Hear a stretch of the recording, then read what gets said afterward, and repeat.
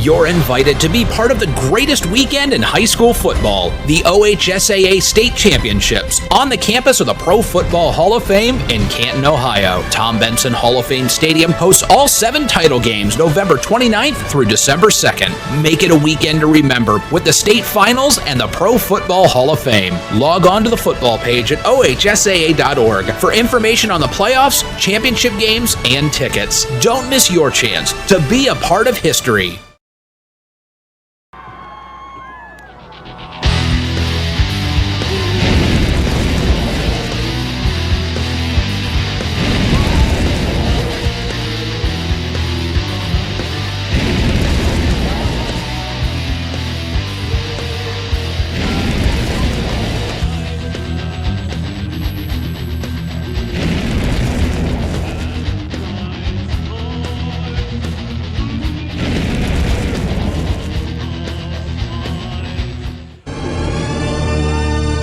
IHTM Sports.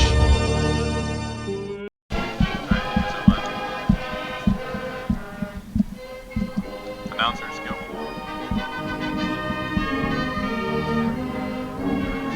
Jake.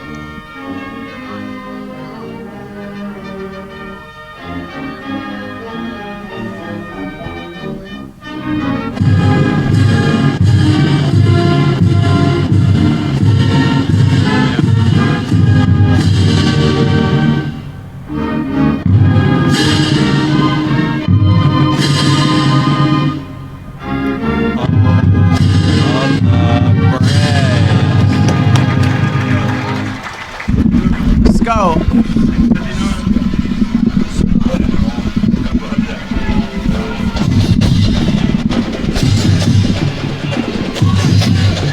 And welcome to Tomahawk Stadium, where we have tonight's matchup of the Region 16 Round 1 of the OHSAA playoffs.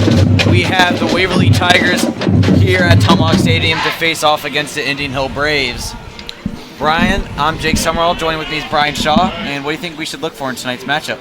Well, first of all, I think what we saw is a small town that traveled really well to be here. Look at the stands.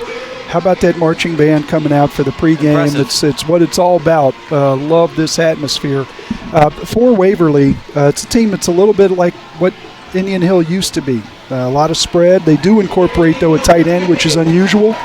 They throw it about 55% of the time, I think it is, and throw it the other.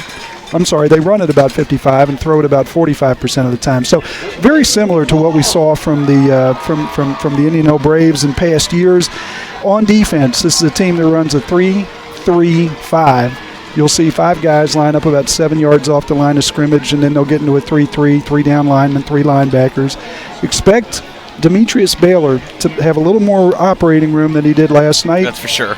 If he gets into second level, their safeties and backers are also their skilled position players, as you might expect on offense.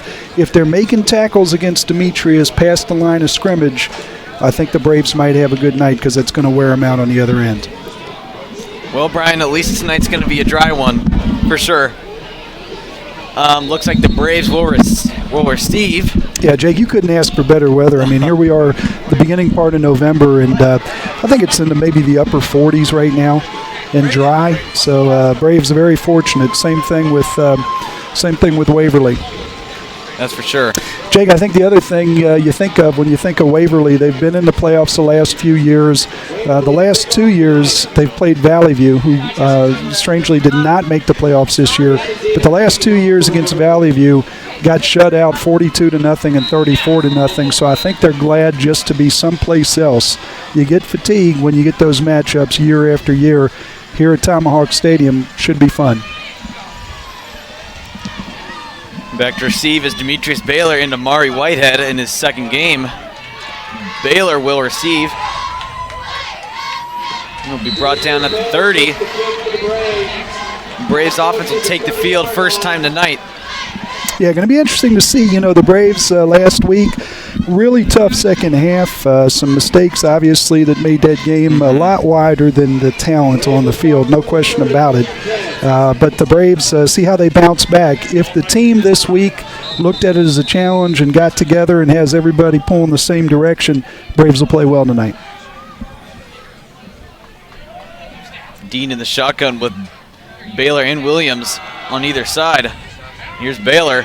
He's got room to operate. He's pretty free. And he'll be brought down right outside of the 32. Wow. Yeah, what a start. One thing you notice this year with Waverly, giving up a lot of yards on the ground, and that's a sign that's good for the Braves since the Braves run it about 75% of the time. On that particular play, great blocks by Jalen Thornton and John Mark Williams, two guys that know how to get contact out in space and make people stick.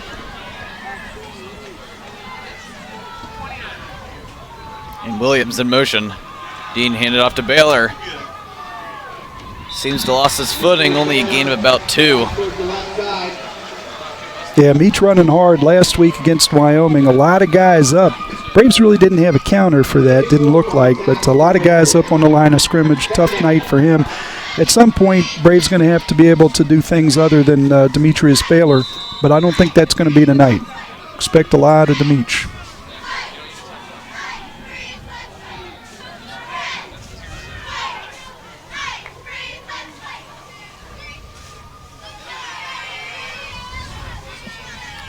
Dean dropping back.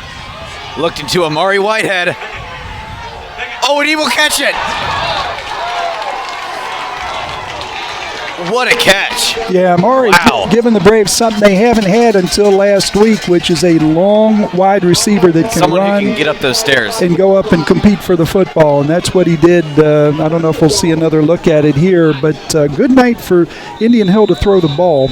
Unlike last week, Coldine dealing with really good weather conditions, able to get a grip on that football and get it out there where a playmaker could make a play. And first and goal for the Braves. Dean will hand it off to John Mark Williams. And it's good.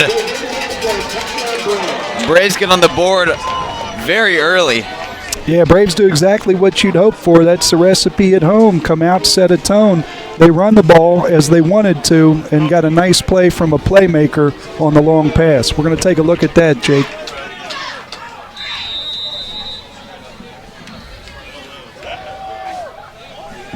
Yeah, let's take a look at that. Yeah, good protection and the confidence in your receiver, which is really big since they haven't played a lot together. For sure. I guess we went to the replay because our staff has such a high degree of confidence in Luke Lundberg. That's a foregone conclusion. 45th extra point on the season out of 50 tries. Just absolutely terrific, and Braves out 7-0.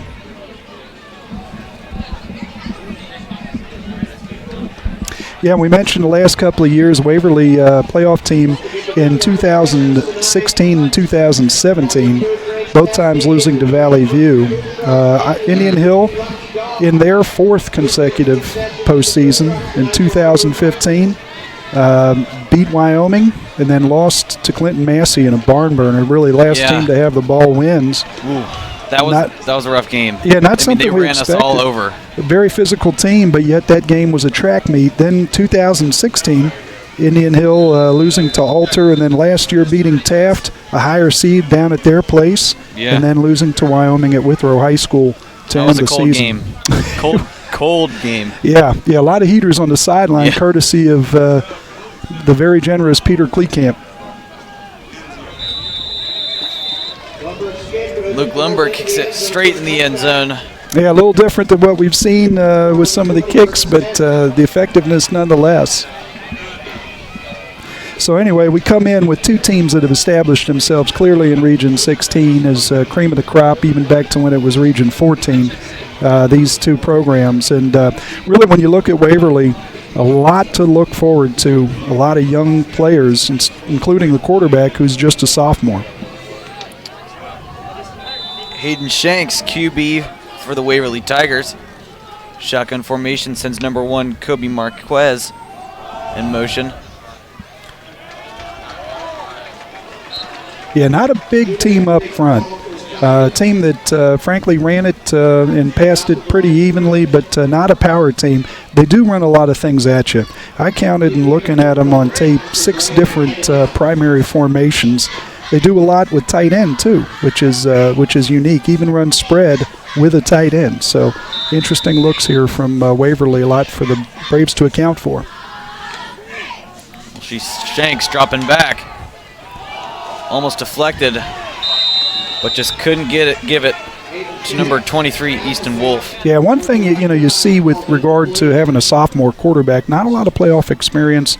Has played in some good games for this team this year, some tight games. So he's tested, there's no question about it. He does like to get rid of the ball quickly. I don't think he wants to hold the football. So Braves, if they can get a little pass rush, ought to be able to negate some of that passing effectiveness.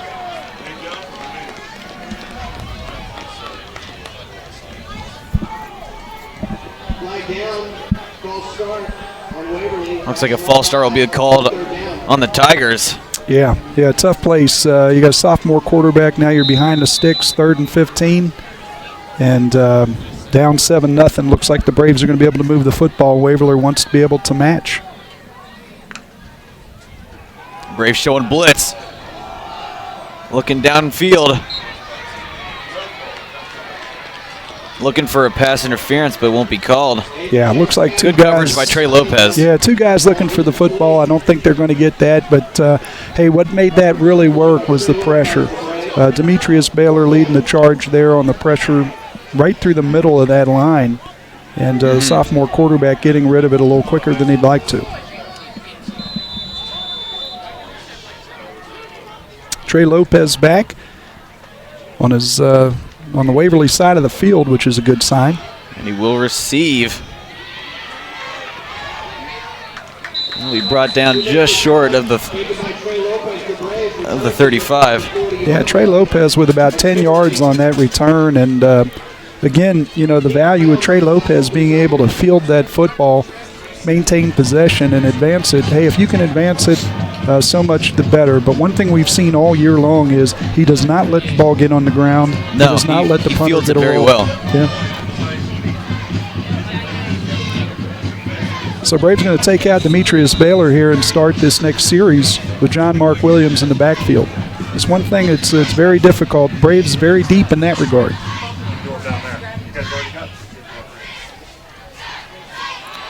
And here's Williams. Gain of about 2.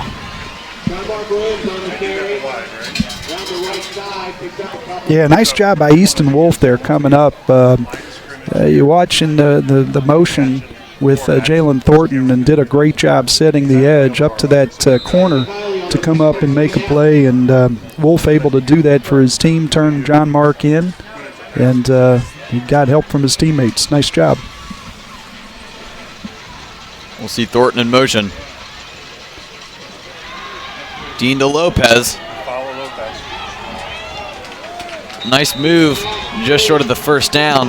Yeah, great play by Lopez, yards after catch. But, boy, I tell you what, Cole Dean, if that's an indication of what we're going to see tonight, put that ball right on the money. Gave Trey Lopez an opportunity to get his shoulders headed up the field and see what was in front of him. Nice job. 3rd and 2 for the Braves. Lopez in motion. Dean will keep it for himself. Nice run. Yeah, Cole Dean also showing us something that we'd like to see more of tonight, which is just really good decision-making and decisiveness. Had an opportunity. I think there were 3 ways they probably would have gotten the first down on that play, the way it was designed. Yeah, that he O-line chose a great job, though, a great choice on his part. Yeah, that O-line did a great job blocking. Yeah, speaking of that O-line, boy, I tell you what, that's been a huge difference this year, and it's probably the sustainable part of this new approach to Indian Hill football. Guys in the weight room. Oh. Dean just couldn't find number 15, Luke Hammond. Yeah, Luke Hammond, a big target. It's the one guy, prior to Mari coming on board and being eligible and playing last week, was having Luke Hammond, especially down to this part of the field where you'd like to be able to put the ball up and have a big target. So Luke Hammond with a great year. 2 Braves receivers with 4 touchdown catches apiece. Hammond and Thornton both on the left side here. Hand off to Lopez. Ooh, looks like it'll be just short of the first down. Yeah, Jake, and it looks like the Braves are making a concerted effort to spread it out a little bit, get the ball in everybody's hands. Just so much to think about with the number of guys that have touched it. John Mark Williams and Demetrius Baylor both playing a power rush game, having Hammond get targeted, Amari get targeted, and that time Trey Lopez. Haven't seen Thornton yet, but we will. Just a matter of when. Demetrius Baylor with the carry. Yeah, Braves just keep marching. Really haven't had any negative plays, penalties, or yards for loss. And first and goal for the Braves.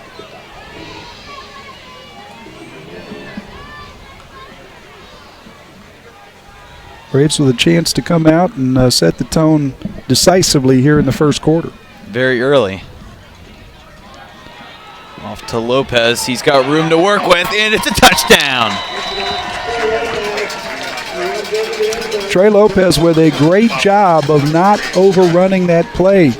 Took his time, was very patient to see things develop, has great blockers out in front of him. Hammond with a nice job, Thornton with a great job.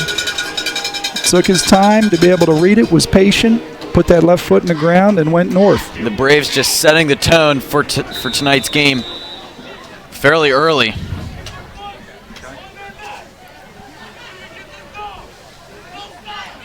Let's take a look at that. Yeah, once again, you're going to see him watch it. I mean, he's a fast kid. Great hesitation there. Nice job by Demetrius Baylor as well.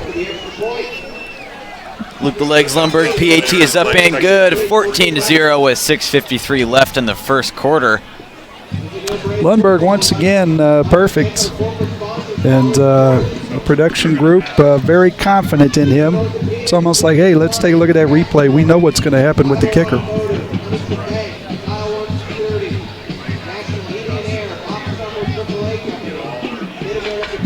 So clearly the Braves moving on from that loss here last week to Wyoming. Must have had a pretty good week of practice, good preparation, and these guys are ready to play. You think about it, Jake, this time of year, 11 seniors, we talked about how young Waverly is. 11 seniors on that side of the ball, 15 for Indian Hills. So 26 kids right now hoping they're not playing their last football game tonight. That's a lot of seniors. A lot of seniors.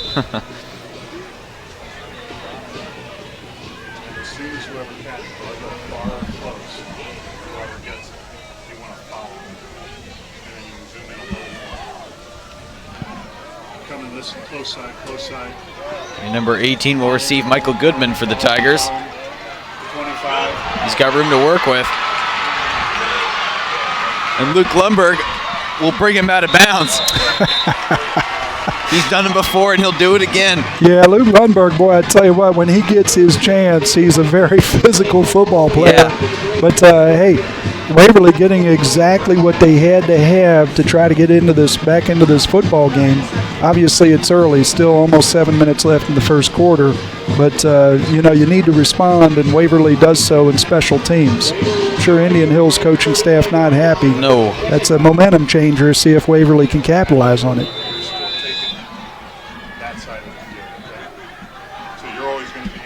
Waverly about a 2-hour drive to get here. Here's Shanks dropping back. Ooh, overthrew it, but it's picked off by Amari Whitehead. Oh, wow, look at it. What a jump. And a nice block by number 20, John Mark Williams. Just so many good things in that play. Wow. Yeah, a lot of Tigers on the ground, and I think we might have Might have been targeting. Yeah, not sure what that flag is, but I think we might have something going against the Braves here. Not sure. It might be against John Mark Williams. But I tell you what, good to see the Braves excited. Good to see them going out and playing football. That very physical football. That was. Yeah, it'll be called on the Braves, but just yeah. Wow. Yeah, well, you almost see the pent-up frustration of the week and having to sit there with that Wyoming loss. And you see the Braves come out, and it just looks like they're just, joyful to be on the field and being physical. Right there. Zoom out again.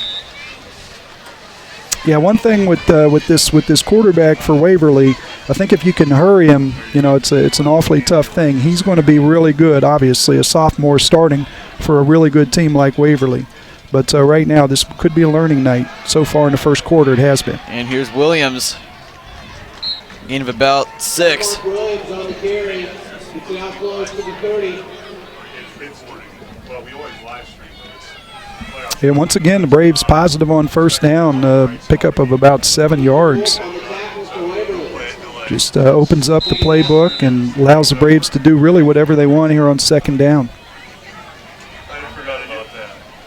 Unfortunately, usually we're real time, live. I thought you were.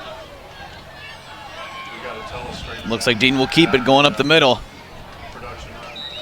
Looks like he might have gotten that first down. Yeah, real confidence level there. You can see it with the patience. Dean had that ball in the breadbasket with, I don't know if that was John Mark or if that was Meach, but really waiting until the last minute to make a decision. Jake, I think that's a sign of confidence. So really happy to see what's going on with the Braves quarterback tonight.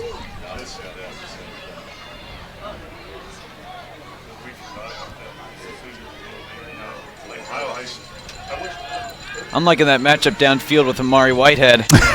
I really am. Yeah. He's looking down, looking for Hammond. Not there. Looking down to Amari Whitehead. He'll go upstairs, but just couldn't secure it.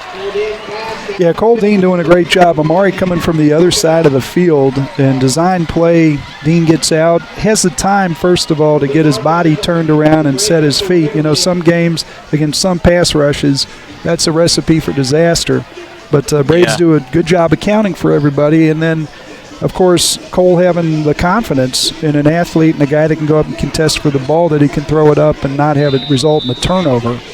So that's a really big thing for the Braves right now. You see a lot of confidence, not only in themselves, but more importantly in their teammates. Confidence in the protection and confidence in the playmaker.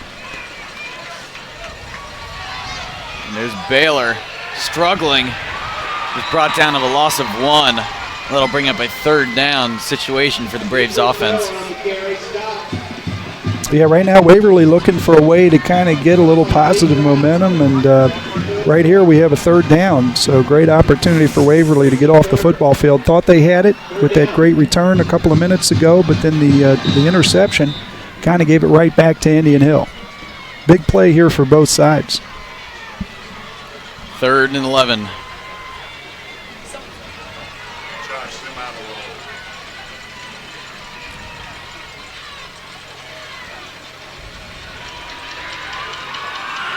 Dean looking long to Hammond. Oh, just couldn't get it, just a little overthrown. Yeah, Cole throwing that one on a line, almost as if it was a crossing pattern or something like that. Downfield with a defender between Hammond and the quarterback. Probably wishes he had that one back. But nonetheless, Cole Dean looks like he's got a good grip on that football. This time of year, it's exactly why Indian Hill went a different direction. That and the personnel to be able to be power football team and run the football in these types of nights. But tonight, good weather. Back to receive is Peyton Showmaker. It looks like we've already got a penalty, so we're playing with house money.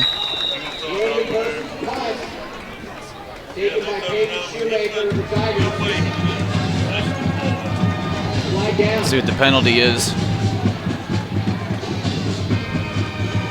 Yeah, it looks like a hold, and looks like we're going to head backward. One thing we're waiting for to develop, Jake, the possibility of Demetrius and John Mark running through the line, 3-man line, getting into that second level, making linebackers and safeties make the play. As a matter of fact, 2 of their leading tacklers, 2 of the 4 leading tacklers are defensive backs. The other 2 are linebackers. Well, they're also the playmakers. They're the running backs, the wide receivers, the guys that need to make plays on offense in order to get them back into this game. So as time goes on, should the Braves get physical and establish that run and start to take a bite out of these guys physically with these pounding runs, we could see that affect their ability to function on the offensive side of the ball. Waverly will have it on the 17. Looks like Shanks will hand it off. And is brought down. Now, Waverly, one thing you note, with about 4 minutes left here in the first quarter, Waverly has had a really good first quarter this year. Like most teams that win in high school football, they get off to a fast start. They start to sub guys in the second half, and the stats kind of look skewed in that regard. But about a third of the points that Waverly has scored this year have come in the first quarter. Flag is on the ground. Looks like it'll be a false start. The one thing that does to you, if you don't get off to a fast start, it can affect the player's confidence. And this is a young team. Again, we talk about the fact that a lot of their players that are making plays for them, running back, receiver, quarterback, underclassmen.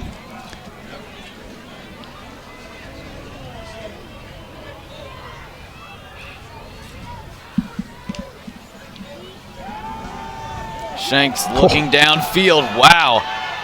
Oh, and just overthrown. Couldn't get it to number 23, Easton Wolf. How about the sophomore quarterback looking down Jalen Thornton, who, by the way, his West Virginia Mountaineers beat Texas today. The Texas Longhorns, who were looking pretty darn good in the Big 12. Yeah. Well, West Virginia got them today, and I'm sure Jalen's excited about that. But right after the quarterback, he stared down Thornton, made a great throw to the sideline. Just didn't connect, but really showing you something there from the sophomore quarterback. 3rd and 14 for the Waverly offense.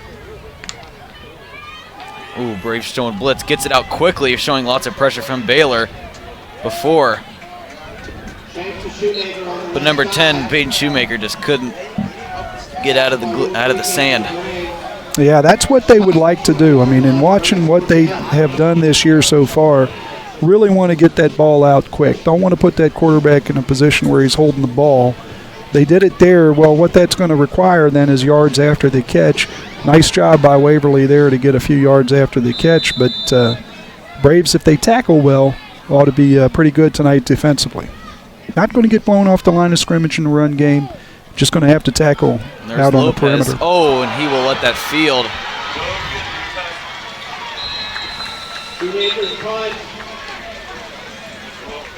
That's the first time I've ever seen Lopez not get a hand on it. Yeah, well, you know, as bad as that might seem relative to the norm of what we've come to expect, the greatness of Trey Lopez on the punt return, Braves have the ball at 35-yard line. So, you know, that's fine. What we can't have is a change of possession, and we didn't have it. So good job by Trey to finish that play. But the Braves right now, Jake, they have really come out and just kicked him in the nose. Played really good football. Yeah. So many areas of the game. Defensively, they're playing well. Offensively, they're playing well. Special teams. Yep. For the most part, special teams has been terrific. Had a long return and then that, but pretty good. Dean will flick it off to Baylor. Oh, what a hit. Wow. You could hear that from up here. Yeah. Number 14, Dakota Swepson, will knock Demetrius Baylor out of bounds.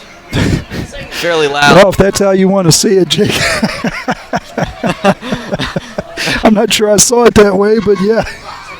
I guess he did. Yeah. Boy, I tell you what, that's a heck of a collision, and that's exactly what we're talking about. Swepson, not one of their top targets, offensively. But, boy, he's going to run into plenty of them that are, and Baylor that's up the the kind of hit that can take a bite out of you. Tackled by number 8, Ethan Brooker.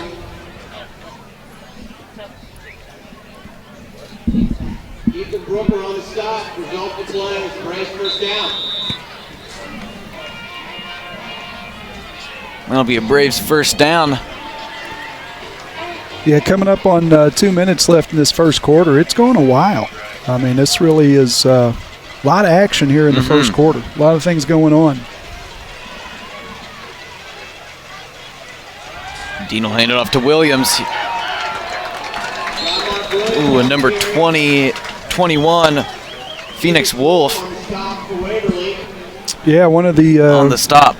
A few sets of brothers out here playing together for Waverly. The Wolf brothers, chief among them. But boy, you have to think Waverly kids are saying, "Good grief!" I mean, I really don't see much difference between these two physical backs, both with a similar style, an ability to accelerate, and John Mark running with his pads low, very dangerous.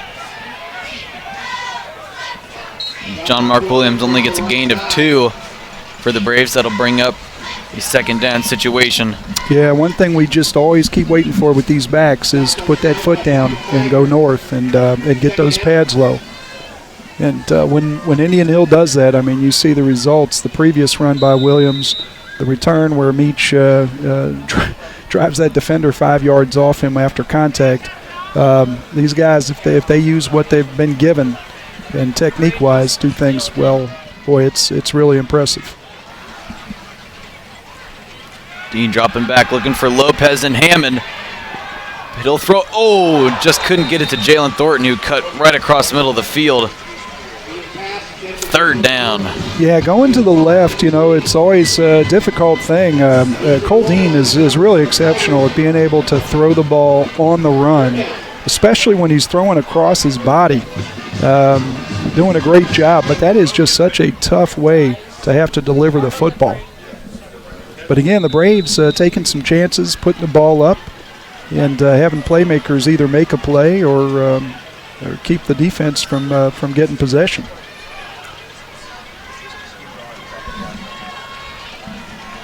Third and 9 for the Braves.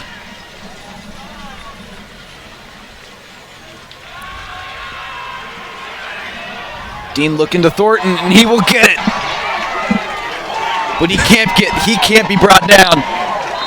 4 guys from the Waverly defense it took to bring down Jalen Thornton. Yeah, Jalen Thornton giving West Virginia something to think about with position change. I know everybody loves him as a defensive lineman, but how about this? First of all, we're going to take a look at this, and the first thing you're going to notice is Jalen Thornton at 6'3", 250 pounds, lined up in the slot. But you're going to see him come down, and there's contact before the ball arrives. Doesn't seem to bother him any, and then he does an Herb Smith impression. Herb Smith's days at Notre Dame, failing to go down. Just shout out to number 14, Dakota Swepson, for knocking down Jalen Thornton and the rest of the Waverly defenders. Here's Dean sweeping left. Oh, and the ball's loose, but it will go out of bounds. Ooh.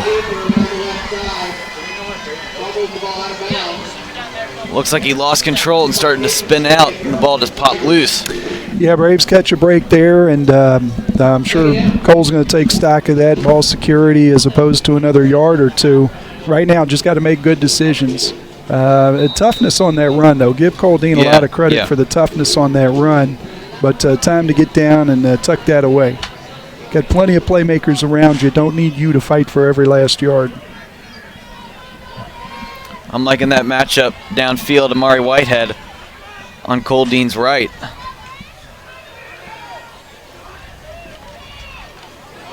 But he'll hand it off to Demetrius Baylor, the tank.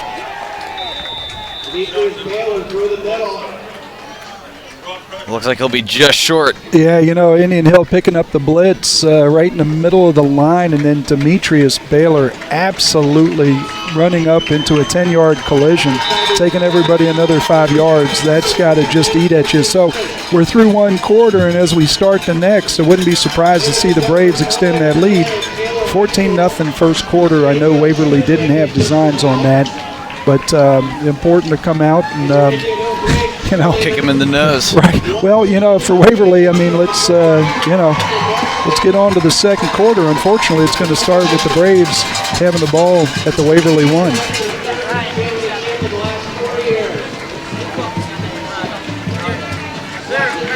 Jake, the other thing is, I mean, it's hard when you have a physical football team that's operating on all cylinders. And this feels like an 8-cylinder team tonight, to be honest with you, because twin turbo. It is. It's a heavy duty. This is the old Buick running down the road on you. On the other hand, though, I mean, if you think about it, it's not just one or two guys. It's not just one or two things that they're doing. I mean, they're really opening up the playbook and doing just about everything. So not an easy situation right now that Waverly's looking at. I mean, you'd like to stack it up. You'd like to stack it up and try to stop some of the power. But Indian Hill also showing you they got guys that can go down the field. Playmakers all over.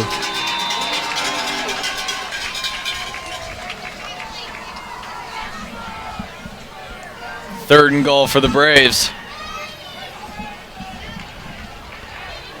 Looks like Dean will hand it off to John Mark Williams. And a Braves touchdown.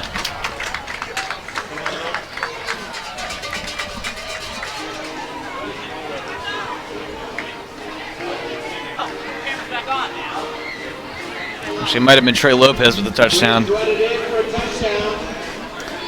It's like something going on with Joe Oakes coming over to the side and Might be a little cramp.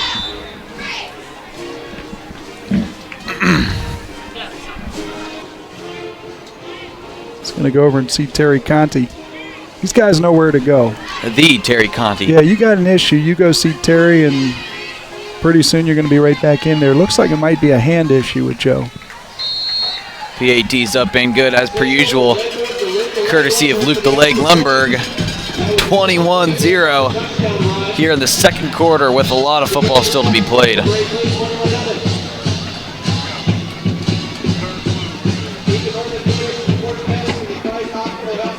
Yeah, Jake, you see there the Indian Hill Braves, that last touchdown getting good push. We knew coming in this is not a particularly big physical team, so the Braves would be able to run the football, but Braves doing it every which way right here in the first half of 21-0. Taking a look at some of the other things going on, Jake, I was looking last night at some of the ongoings. Well, first of all, let's go to the night and let's talk about the league. Wyoming hosting Springfield Northwest. That game going on right now. Now, should Springfield upset Wyoming, obviously Wyoming a number 1 seed, that would open up some things, but I think the Braves would like to get another one against the Cowboys, and that's what we would expect to happen. The other thing that's pretty cool, just about a mile and a half, 2 miles away, Madeira hosting a game tonight against Jamestown Greenview. So the Madeira Mustangs and the Indian Hill Braves both hosting games. Very special thing to have two of them so close to each other doing that. So we wish Madeira good luck tonight. Last night, Deer Park ran into a very good Coldwater team. Coldwater knows how to play football. Yeah, 49-14, but that's okay. Deer Park with a great season nonetheless. And it's been a while since they've been in the playoffs, and they got a taste of it, and I'm sure good things to come for Deer Park. So congrats on a great season. The Leg won't kick it all the way to the end zone this time, but number 10, Peyton Shoemaker with the reception. Yeah, once again, good field position for Waverly coming off that kick. Another good kick return. That'll give the coaches something. You got to have something to talk about on Saturday morning, don't you? Last night, Division I, let's talk about the big boys. Coleraine, St. X. 35-9 over St. X. St. X, 5-5 record, but you have to think about who they played. That was a close game. Schedule. Yeah, a 2-point game where I think early in the season, Coleraine and St. X, obviously, Coleraine got a whole lot better, and they head into the second round, the number 1 ranked team in the state of Ohio.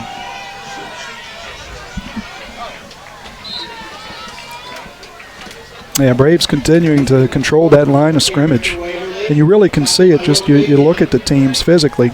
You can see that the Braves might have some success here. Joe Oakes, by the way, on the field on the defensive side, so everything seems to be okay with that hand. I know they wouldn't have him out there, particularly on defense, if that weren't the case.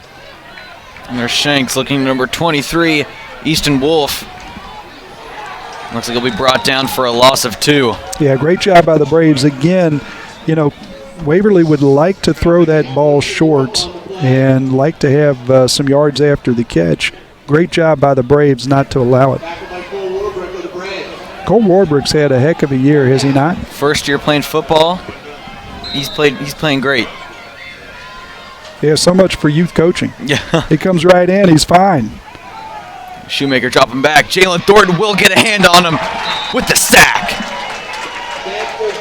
How about the feet of Jalen Thornton? Had absolutely no angle on that, but able to stretch out athletically, get his hands on the quarterback, and take him to the ground. Fantastic play by Jalen Thornton. Other Division I scores. Lakota East upset Mason, the 7th ranked, or the 7th seed, Lakota East 20, Mason 17, and Elder beating Moeller 35-0. Here's Lopez. Ooh, it looks like a flag will be thrown. It looks like got there just a bit tardy. Fell on the return guy just a little bit late, unless I'm missing something. Which could be the case. Looks like it's against us, actually. So Braves will back up. Given the way they move the football tonight, Jake, I'm not sure it's going to mean a whole lot, but certainly don't want to get sloppy. Want to play your best football. Or underestimate your opponent. That's right. Want to play your best football this time of year. But Elder 35-0 against Moeller.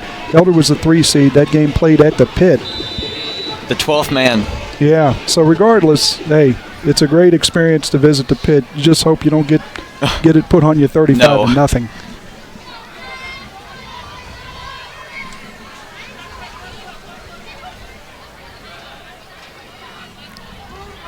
Dean will hand it off to Williams. Williams on the carry. Yeah, another fine carry and pickup. Put the Braves in probably a 2nd and 6. In the last of the Region 4 games, Division I last night, really good game. Milford hosted Fairfield 4-5, and it played out that way. Milford with a 4-point win, 39-35, and shout out to Jack Schaub, former Indian Hill running back and linebacker and Butler Bulldog, coaching at Milford and obviously doing a good job. Here's John Mark Williams. Will not get a gain on that carry. That will bring up a 3rd down and 6 situation for the Braves.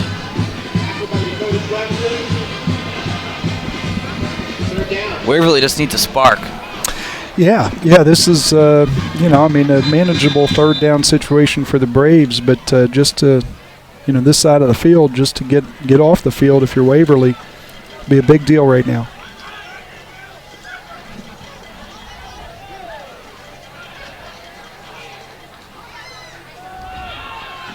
Dean will keep it for himself.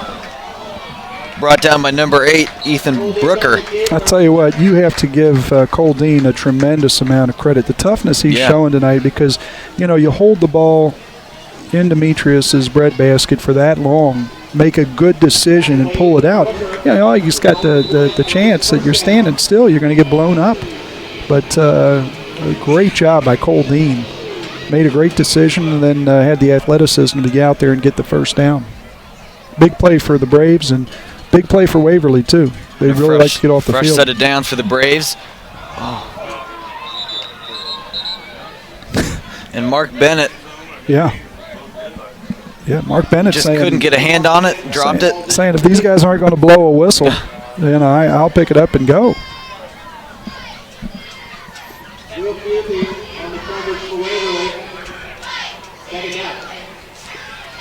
But again, the Braves, even, first down play and you don't get anything. Braves, again, tonight, not starting off with negative plays, penalties, carries, throws for loss.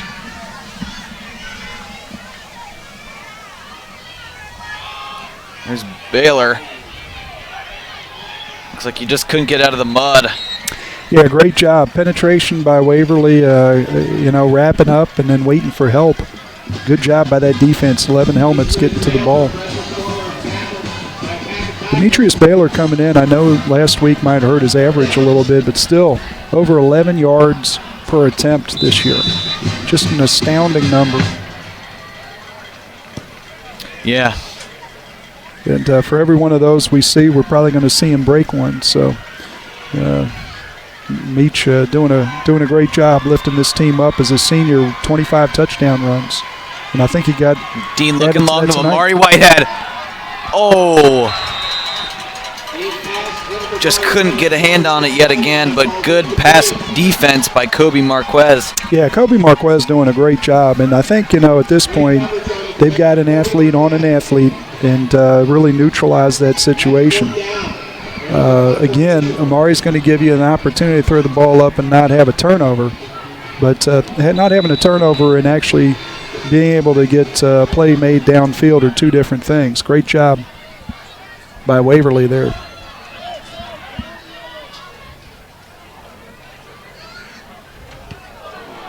Good pressure. Yeah, great pressure, and it'll bounce right out at the 20-yard line. Waverly will take it there. Yeah, very effective end of that play for Logan Person. Doing a great job getting that ball off, and then no return, ball out of bounds at the 20. That's a lot different. A couple inches the other way, and we could have had a blocked punt and Waverly ball inside the 30-yard line for Indian Hills. So another one that goes in the Braves' favor. Yeah. Braves playing well and living right, Jake, and that's important. Yeah, thinking about other things last night, Winton Woods, the number 1 seed, Ooh. Division II, 49-42 win. Ooh. Braves defense with the deflection. Couldn't quite tell who that was. Happened so fast. And the Winton Woods Warriors are really just outstanding season. Kings in a 2-7 matchup with Anderson, beat them by a touchdown. And then really the game of the night, how about Mount Healthy, the 8 seed, going up to Alter and playing them tight. 14-12, Alter prevailed, but Mount Healthy with a great year. Yeah.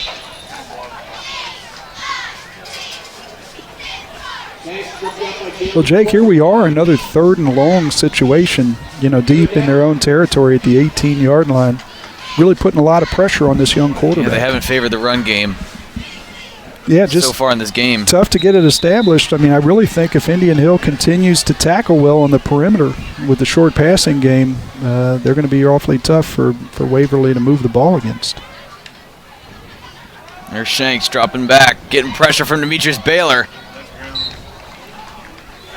Yeah, just absolutely no time for that. I mean, I think Waverly is very capable of some of the quick throws and getting out there and taking their chances as to whether these Braves defensive backs can get guys on the ground. But boy, that Demetrius Baylor has been just running right through that line tonight. Yeah. Jalen Thornton, Jack Hankin. I mean, it's a tough group, and then Joe Oakes is going to take up a couple of resources.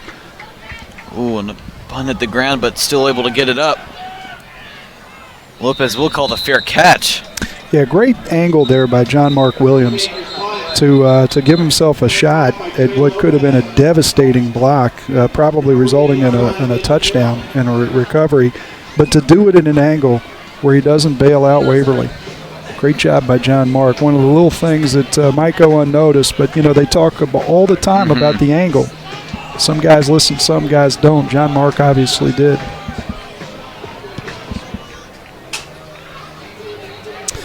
Today, CHCA up at West Jeff. We've got Clinton Massey hosting Shawnee. And down at Stargell, maybe one of the last games played down at Stargell. I'm not sure if they're going again next year, but Taft hosting London. Oh. So good luck to the Senators. DeMarco Bradley and that group down there. Fantastic. Love what they do. Just a cool atmosphere down at Stargell Stadium, right in the middle of West End and downtown. It really is. Just really cool atmosphere. And I think what they've got coming is going to be pretty cool too. Yeah. Going to relocate them to the other side of the street. And there's Baylor. He's putting on the Jets. He's going free to the big house, the 10, the 5. Touchdown Braves. Wow. Jake, I think that's the kind of thing that, I know we're only in the second quarter, still 6 minutes left in the second quarter, but that is an absolute killer. That is an absolute killer. Demetrius Baylor balling on both sides of the ball for the Braves. Yeah, Meach showing you how you get to 11 yards per attempt, per carry. That's how you do it. You might have a couple where you get a yard or two, but you break one like that and things average out in your favor.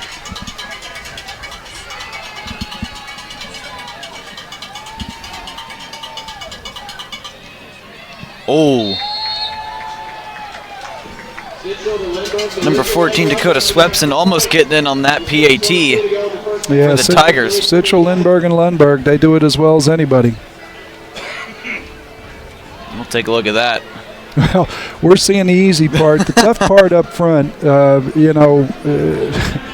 Indian Hill, that line, putting Demetrius Baylor through there, I don't think he was touched getting through that line. And, one thing we've seen all year, Jake, is that when he gets to the second level, the effort level from the opposing team kind of goes down. I mean, I understand. I mean, that's a, 6 foot, 195-pound guy running for a 10, 15, 20-yard collision. Really tough to step in the way of that.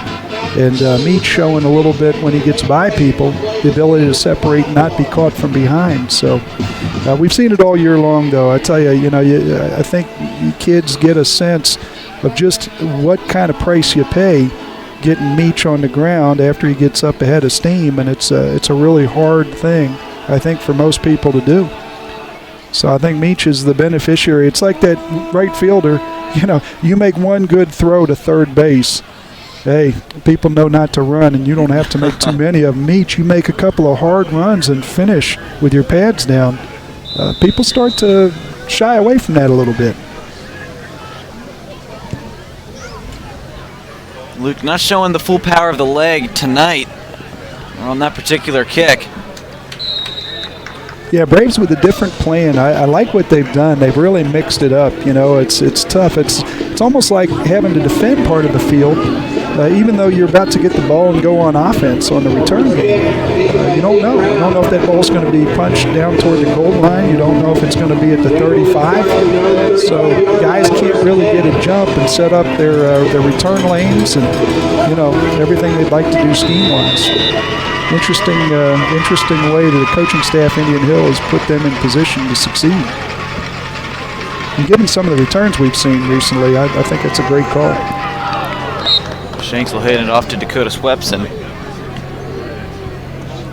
for a gain of none. Yeah, a good schedule this year for Waverly, but only one game that you could say was anything like this. Waverly played the Division V state champion from 2017, Wheelersburg Pirates, and lost that one 49-0 the first weekend in October. Looking downfield. Oh, and it will be caught. Hayden Shanks, number 23. Easton Wolf, the senior, the Tigers. Showing some momentum right now. Yeah, great play on his part. Great play on the part of his quarterback to stand in there and deliver a pass, and went up over an athlete, and Amari, to make that play. Amari's still getting acclimated. I mean, I think people underestimate just how hard it is to come in at this point in the season. Last week, his first game against the Wyoming Cowboys, about as emotionally charged a game as Indian Hill is going to play every year, regardless of where they go in the playoffs. And then come here, week one playoff football. Very difficult. Shanks handed off to Dakota Swepson, the gain of about 5. Not just with your technique, but also understanding what they're asking you to do in coverage. Be able to read things, react to it, and then be an athlete on the back end of it. I mean, it's a tall order, and he's done a really good job. I know he had a couple of plays last week with Joey Edmonds. Joey Edmonds is a fantastic football player, and that's a really good team. Amari's given the Braves another dimension, and it's been very good. Shanks will give it to number 23, Easton Wolf. Great job by Trey Lopez. Yeah, that's the thing that you fear the most probably with this offense is just, can you get guys on the ground out on the perimeter? Braves doing a great job, and Trey Lopez right at the head of the spear right there.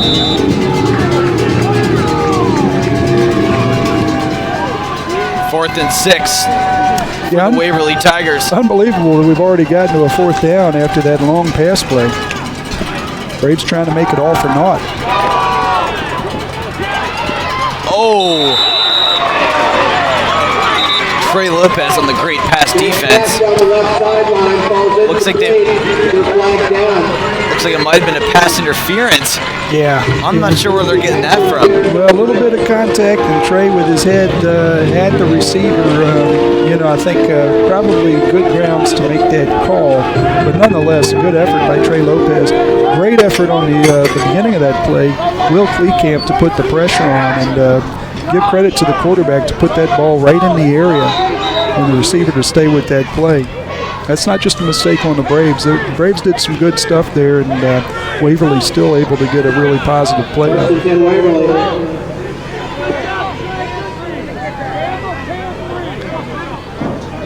It's a tough thing for Waverly. At some point you think you're probably going to have to pass your way back into this football game and maybe throw it down the field. Braves just getting really consistent pressure.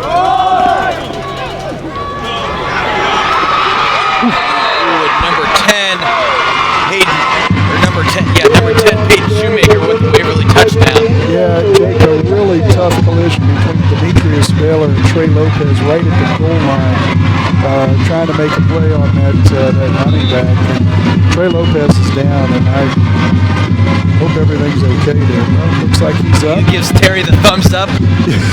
When Terry says no, you're coming off the field. Yeah. Terry will have the last word on all of that. That's great to see Trey pop up, though. One great tough cookie. run by Waverly. Give him credit. That was a great play. And give young Mr. Shoemaker credit for really running hard to finish that one and get him in the end zone. Waverly gets their first points on the board for the evening. 28-7, 3 minutes 53 seconds left in the second. Yeah, Jake, I think we're going to take a look at that last one, and a great job by our group to get us from the pre-snap. Just a little skinny area for him to get through. I think guys might have lost sight, and then we see that collision. Boy, that was ugly. Hard.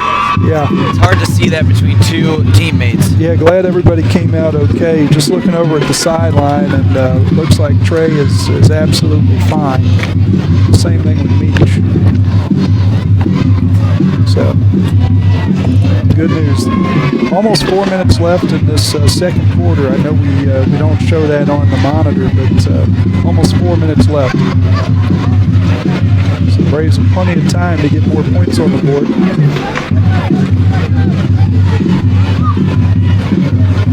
Demetrius and Trey both on the field.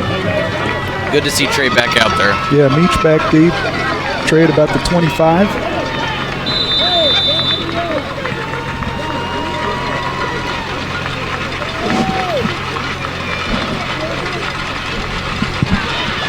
So Amari Whitehead will field that for the Braves, and he will drop it, but he will pick it back up. He's running free. He's got room. Amari Whitehead, the 30, the 20, the 10. Touchdown, Braves. Wow, what a run for Amari Whitehead.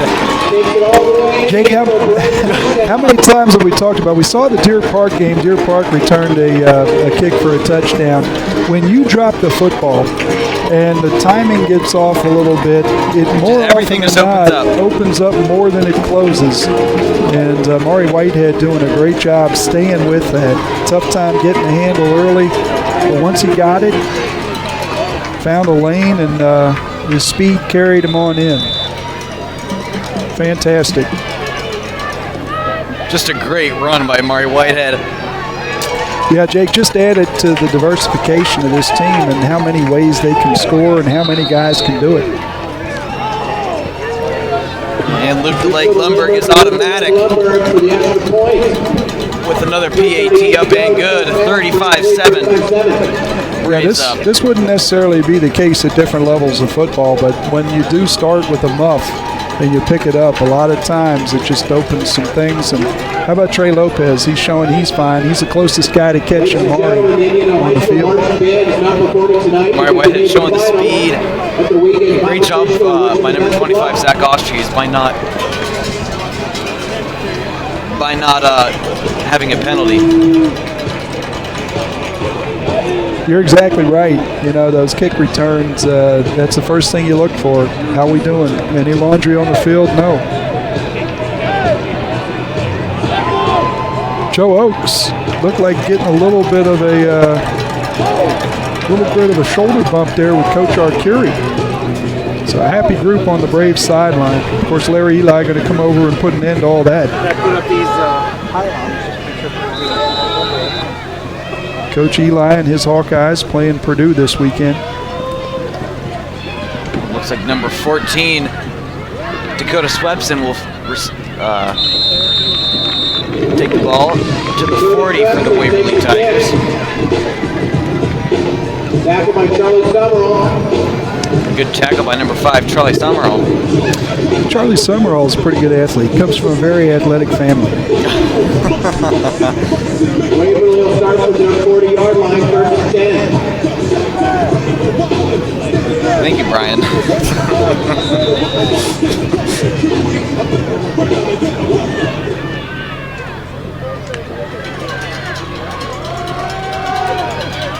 And Shanks looking downfield to Amari Whitehead with the pass defense, but just couldn't connect to number 23, Easton Wolf.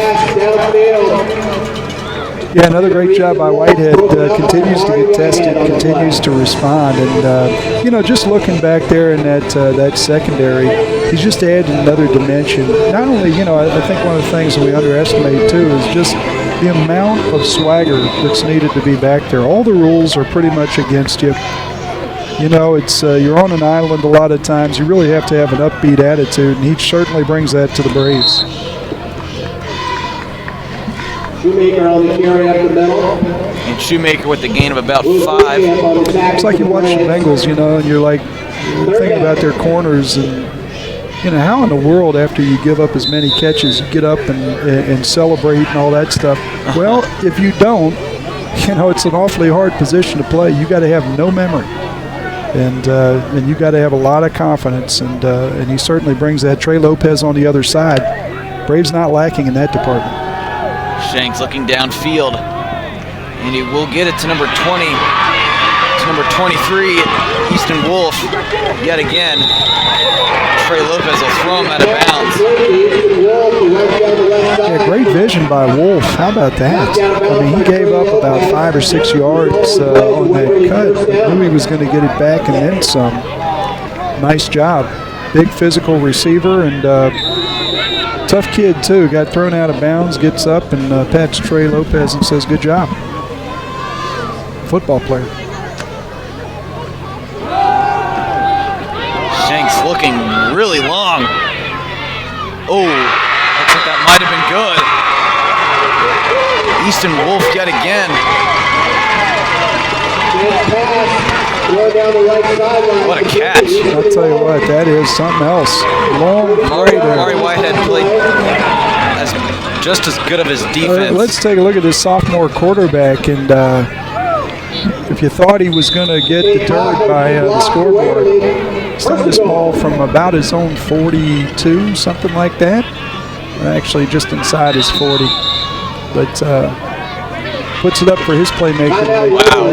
Does a great job. Great catch. Looks like timeout will be called. He's got to be saying, "Hey, look, how many of those did I knock down early? You're still going to come at me like this?" Well, I guess if the score and the personnel dictate that's what happens, then that's what happens. Nothing personal. Well, looks like CHL teams are doing okay. Madeira's locked up in a tie game in the second quarter, 14-all. At Madeira, but Wyoming 27-0. Western in the second quarter. Wyoming Cowboys trying to get their ticket punched to week number 2 in the OHSAA playoffs. Close one down at Stargell Stadium. London down by 1, 20-21. Taft up. Taft has only the 21. How about that? How about that? Taft getting those extra points. Two-point conversion is good for the Tigers. Peyton Shoemaker with the run. Yeah, good to see him do it. I like the fact that they're right now starting to think about this game. Why wait to do things like that? Yeah. It's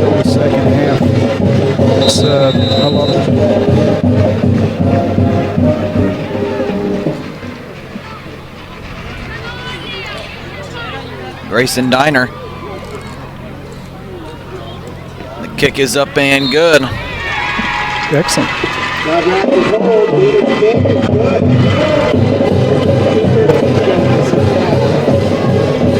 Waverly gaining some more ground on the Braves. Yep, starting to tighten this up and make it competitive.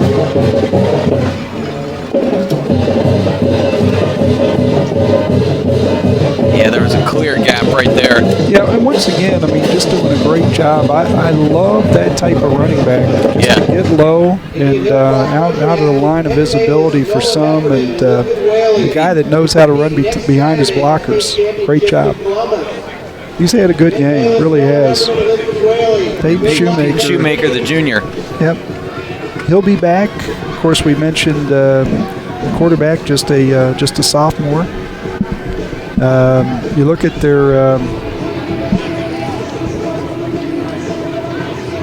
their second leading wide receiver, the younger Wolf, Phoenix Wolf, just a sophomore. And then their top running back, again, Shoemaker, a junior. So their tight end, we talked about how they use a tight end, Zeke Brown, getting most of that work. A sophomore, 6'3", 200 pounds. Oh, and a squib. There it is. Well, let's see about the spot here. Not sure what happened on that. Yeah, see if they feel like that went far enough. That's what I think the question's going to be right here. Waverly clearly with the recovery. Refs still talking things over. Yeah, good job by the refs to get a little look at it. And after conference, they're going to give Indian Hill the football. Ball just did not go far enough. Great idea by Waverly and great execution. I mean, you're talking about a matter of inches there, Jake, and they've got the football with a chance to go down by only 2 scores if they could get a touchdown with 2 minutes left still in this half. About 2 inches from getting over. Boy, that was awfully close. That's not where it was caught.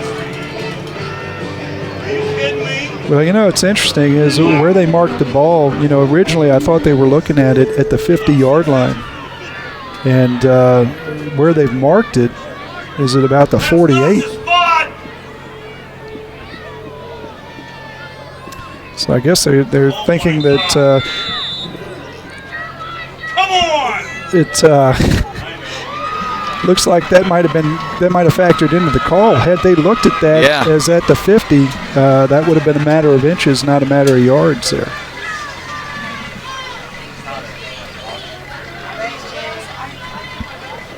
And Dean to Whitehead. Oh, look at the blocking.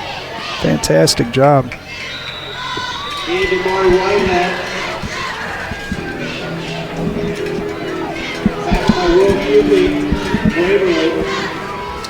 Yeah, Braves doing an excellent job out there. Thornton and Matt Breedis out there.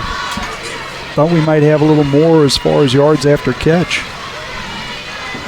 2nd and 6 for the Braves. Dean looking down. Oh. And it looks like a pass interference will be called on the Waverly defense. But it looks like Luke Hammond might have just tripped on his own foot. Yeah, they're actually, I think, going to call that on Luke, running up the back of that Waverly defender. Jake, all of a sudden we're starting to feel like, you know, hey, look, this game's starting to tighten up as far as how things are going on the field. Waverly being aggressive, they're starting to score, which is always concerning, and then being aggressive with the onside kick, and Indian Hill with not too many penalties here in the first half, but getting one there. And Indian Hill now all of a sudden in a 2nd and 21. Be careful of trying to do too much here. Just a minute 27 left in this first half. And Cole Dean will be sacked again by number 14, Dakota Swepson, for the Waverly defense. Yeah, Cole with another read option, and Waverly doing a much better job covering up. So Indian Hill, I think, going to take a timeout here. We've got minute 19 left in this half. Coming up on a big third down. Again, really important here not to try to do too much. Yeah, you can't stress that enough.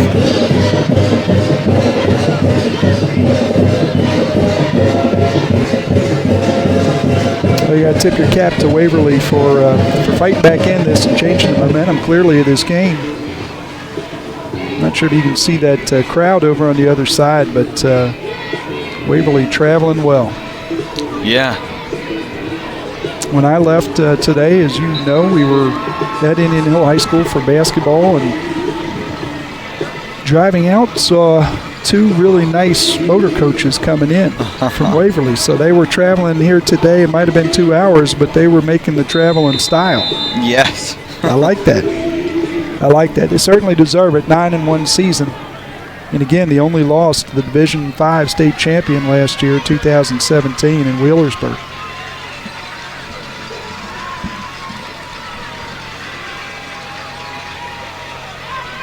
And Dean will keep it for himself, but he pitches off to Baylor at the last second.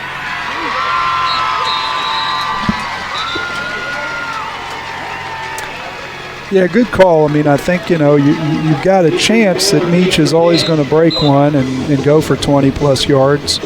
But on the other hand, you're not putting the ball up in the air and, allowing bad things to happen with the turnover. So, like the call by the Braves. Time to punt, cover it up. And, Jake, one thing we saw here earlier, Logan Person with an excellent punt last time out. From his own 30 and downed it by kicking it out of bounds at the Waverly 20. But one thing we saw on that was tremendous pressure.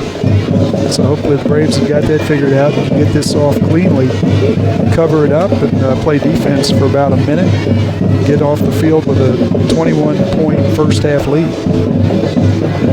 That would be the idea.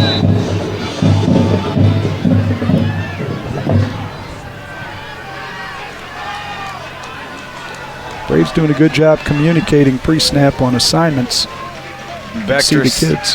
Back to receive number 10, Peyton Shoemaker, and number 21. Oh, it hit him. Ball, Braves ball. So the Braves will get it.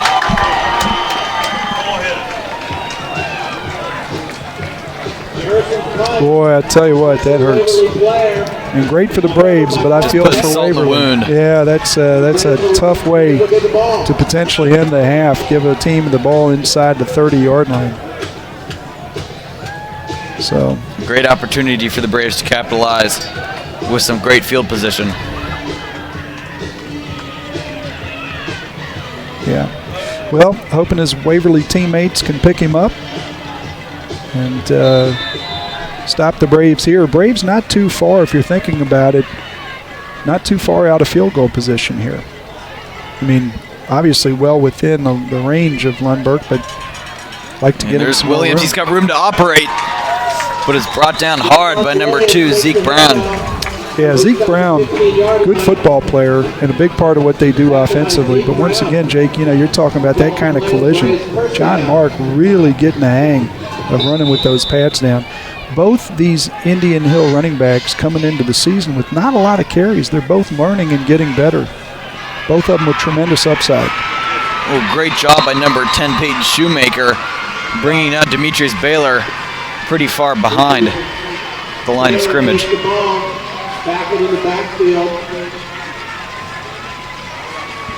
Yeah, Shoemaker, a heck of a football player, both sides of the ball. He has had a tremendous night. Big part of keeping him in. And, here's a guy, 5'9", 160 pounds. But once again, not the size of the dog in the fight, it's the size of the fight in the dog, Jake. I've heard you say that before. Couldn't have said it any better. Yep. Bring up some scores, some updates. Clint Massey up 39-0 against Shawnee in the second. Clint Massey, it's a rough physical team, boy, I tell you. Wyoming up 34-0 in the second as well. Yep. I suspect Evan Prather might have had a good night tonight so far. talking to some of the guys around Indian Hill, saying, you know, they have not seen anybody better. Just a junior at Wyoming, and really an impressive guy. For a guy that size to be able to run the way he does, just absolutely ran up and down the field here at Indian Hill last week. Dean looking to Lopez. He will get it. Once again, we talked about it before. Cole Dean, his ability to throw the ball on the run, and this time rolling out to his right, which suits him for accuracy, really doing a great job. Love to see him roll out. Love to see him do it to his right. I don't know that Indian Hill's had a guy that does that better than Cole Dean. I mean, they've had some great quarterbacks that do the whole thing better. But Cole Dean, that aspect of the game, he does it really, really well. Good baseball player, Cole Dean, and that's really what he's using there. They're starting in motion. Dean looking to Amari Whitehead. Ooh, and it looks like he might have been just short of a touchdown. I tell you what, yeah, Waverly comes up holding the football, but good toughness by Amari Whitehead to hold on to that ball. He had guys from both teams hitting, and Joe Oakes trying to get him into the end zone. I think Joe hit him harder than anybody else. So Braves going to take a timeout here. Just a little over 30 seconds left in the half, and the Braves with the ball right down at the goal line. This is a huge situation for both teams.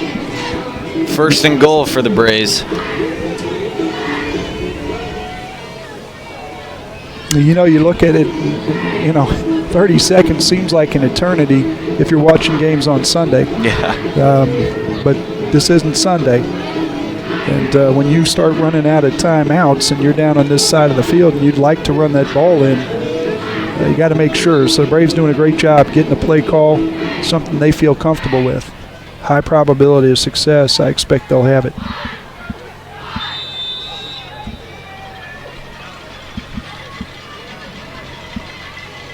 Will Kleekamp in the backfield. Wonder what's going to happen there. Lopez in motion.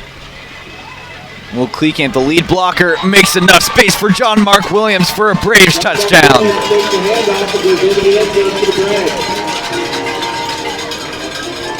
Great job by the Braves. That might not seem like a lot, but a lot of guys doing their assignment very well. John Mark Williams not taking really any contact before he got into the end zone.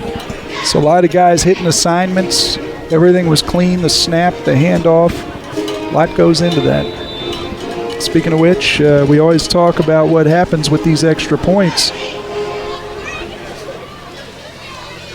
The streak that Sitchell and Lindbergh and Lundberg have put together. A lot going on there, too. Up and good, Luke the Leg Lundberg. Perfect for the night, knock on wood. Yeah, I'm going to take a look at that last score for Indian Hill. Again, assignments, no mistakes. Everybody leaving at the right time. Will Kleekamp Clean snap and really no contact to speak of. with the great block. Yeah. Yeah, Will Kleekamp doing a fantastic job. Just a sophomore. I mean, you talk about the youth on the Waverly side, and there certainly is plenty of it. Will Kleekamp playing his second year starting varsity football, only a sophomore, started as a freshman. And Will Kleekamp healthy. Will Kleekamp spent his freshman year with quite a bit that he was dealing with his feet, with his legs, and good to see him healthy. Talked to Will Kleekamp this week, and I think he told me he was squatting about 5,000 pounds or something. It probably wasn't that much, but it seemed like it to me. It was so much that I thought it might as well be 5,000 pounds. I'm not sure how much it was, though.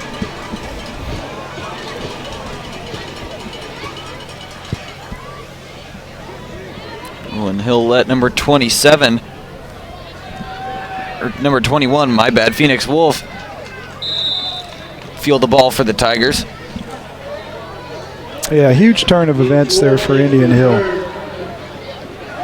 Being able to put that extra score up on the board really got the sense that Waverly was just a play or two away from being right back in this ball game.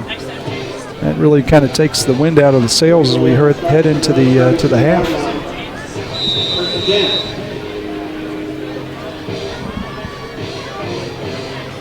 We felt coming in, Braves be able to put some points up on the board. Didn't know it would be like this, but also expect Waverly to put some points up, and I think we'll see that still.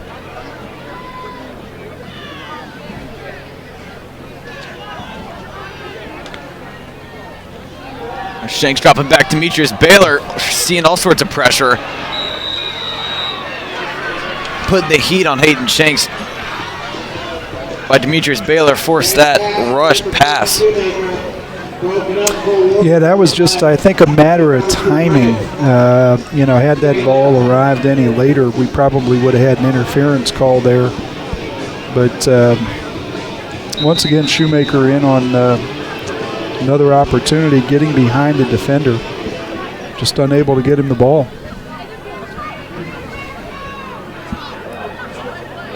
So the Tigers adjusting. Yeah, go from a pro to the spread. Oh, big hit there. Braves showing blitz again. Good grief. Looks like number 10 had his arms around number 14, Ty Thornton.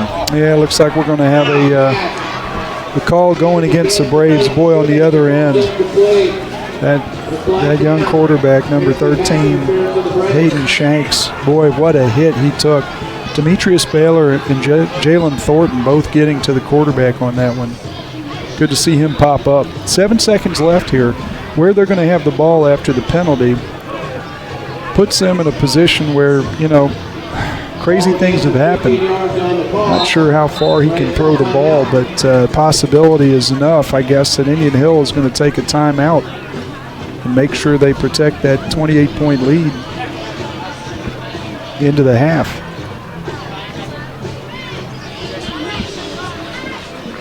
Well, I tell you what, not only visually was that a tough hit. I mean, they spilled him, but you could hear that all the way up here. You could hear those shoulder pads hitting.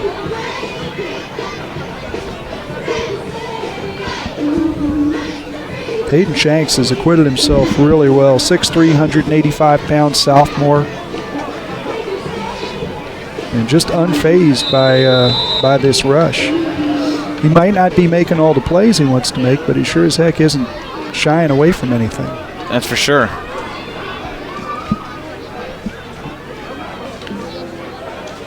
And Shanks dropping back. He was forced out of the pocket with a forced pass, but is picked off by Alex Lindbergh, but just couldn't secure it with 0.8 seconds left in the second. Yeah, really good sportsmanship there by Joe Oakes to go over and check on that sophomore quarterback. Let that ball go and actually had his arm pinned up against him as he let the ball go. So thankfully, young Mr. Shanks is fine. But that's why you saw that errant pass there. Braves again with pressure. Did a nice job avoiding the initial pressure, stepping up in the pocket. But the Braves actually able to get him again at the line of scrimmage.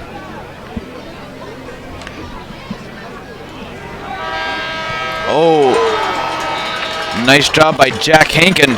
Yeah, shades of batting down that pass. Shades of Jack Squirick and Joe Theismann at the end of the half in the Super Bowl. Good news for Waverly. Didn't end the same way, but nonetheless, they'll head in down by 4 touchdowns as we head to the half, Jake. And at the half, the Indian Hill Braves up 42-14 here at Tomahawk Stadium. We'll be back after the half.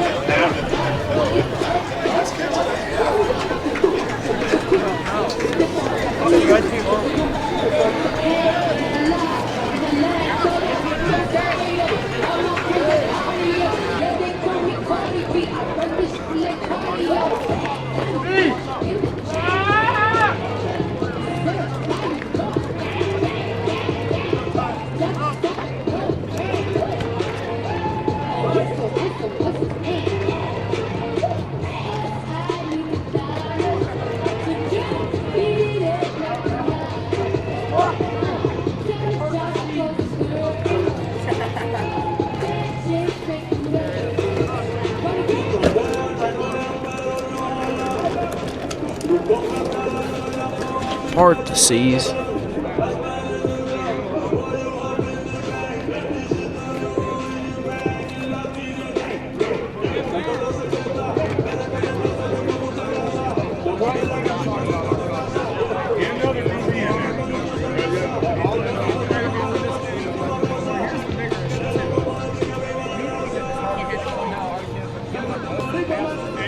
Question.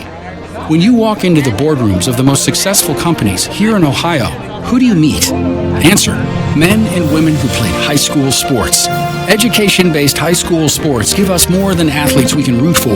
They give us leaders we can depend on. Question. So where will we find tomorrow's leaders? Answer. High school sports. This message presented by the Ohio High School Athletic Association and the Ohio Interscholastic Athletic Administrators Association. Ladies and gentlemen, under the direction of Zach Ross, Tom Patterson, and Steve Lumber, we proudly present the 2018 edition of the Waverly Marching Tigers. The band opens its halftime show playing the title song from the hit movie The Greatest Showman from 2017. Here is The Greatest Show.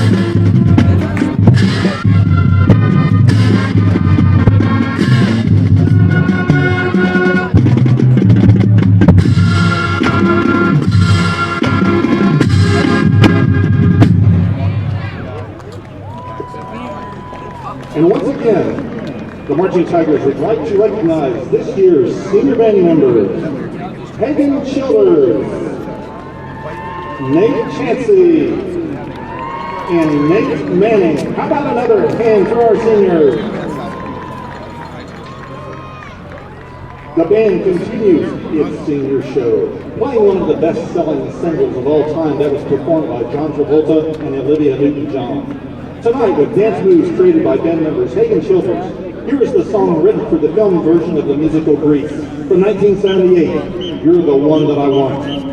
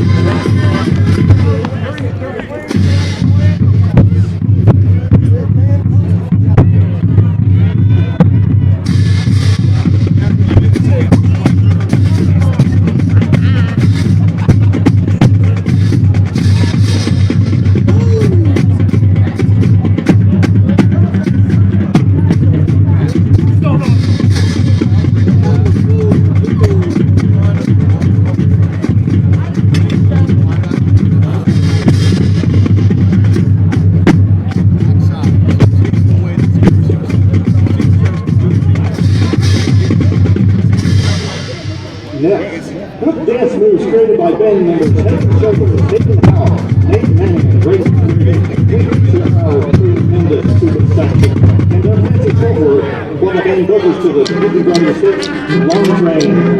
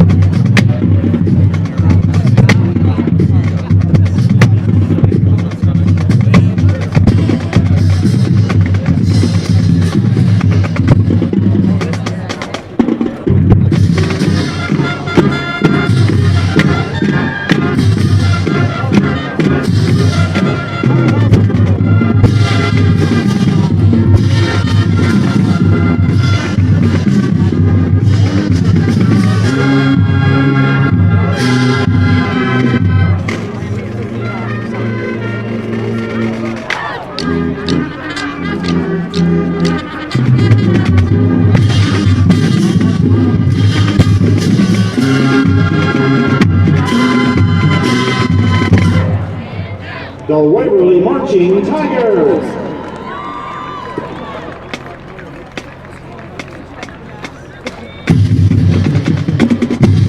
Join the band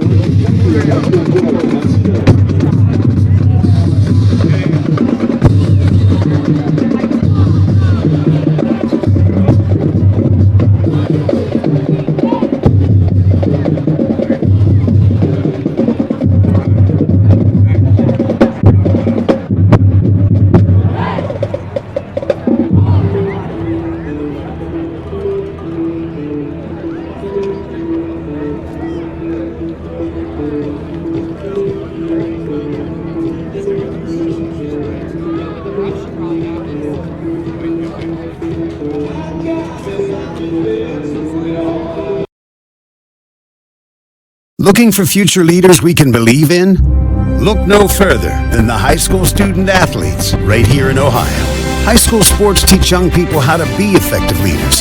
It includes learning to listen, accepting responsibility, being a good role model, and it's about respect. The result, it transcends sports. It gives us hope for the future. This message presented by the Ohio High School Athletic Association and the Ohio Interscholastic Athletic Administrators Association.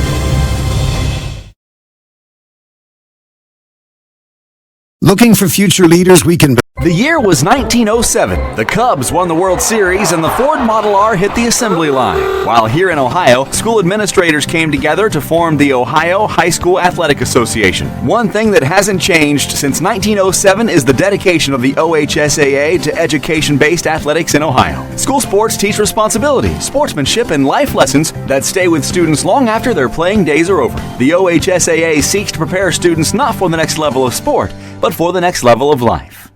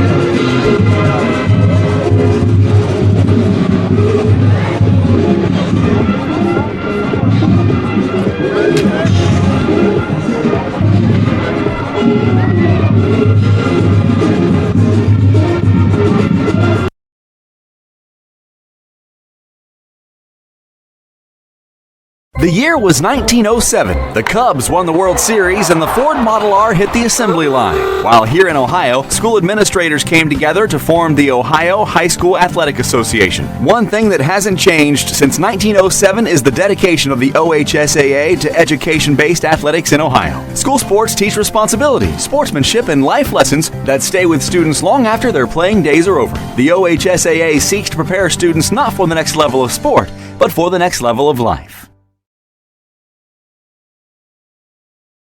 Why do they officiate? For some, it's a way of staying involved in a sport they grew up with. For others, it's a way to pay it forward by helping kids who play today and tomorrow. It's also a great way to stay active, make extra money, and work with friends. And all of them will say it boils down to one thing: the love of the game.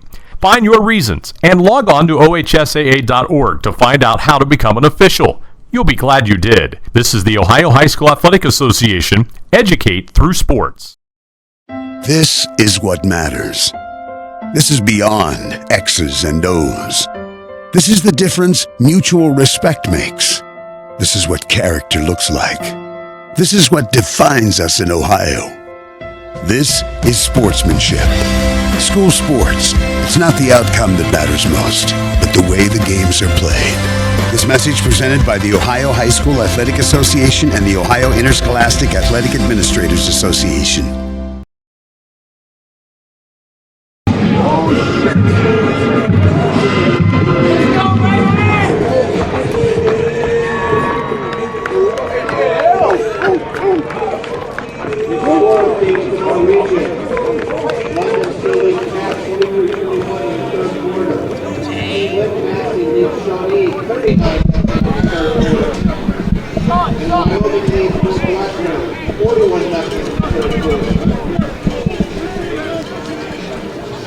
And welcome back to Tomahawk Stadium.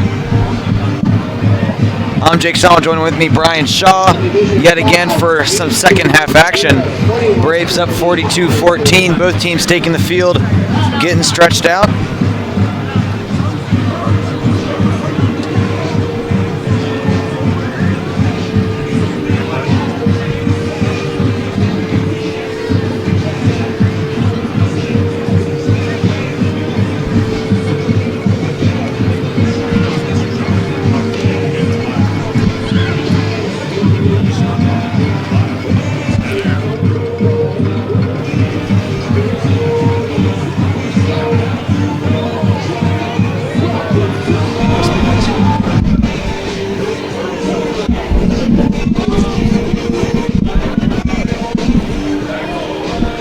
Jake, did you hit the concession stand, talk to some buddies? Yeah, what happened here at the half? got a hot dog.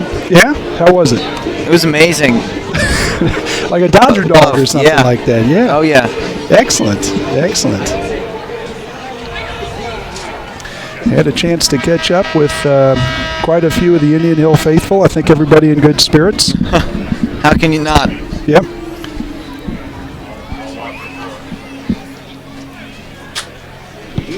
Saw Davis Kleekamp. Davis, apparently using the same razor that my son Colin Shaw is using. So those guys are looking good. Mountain men.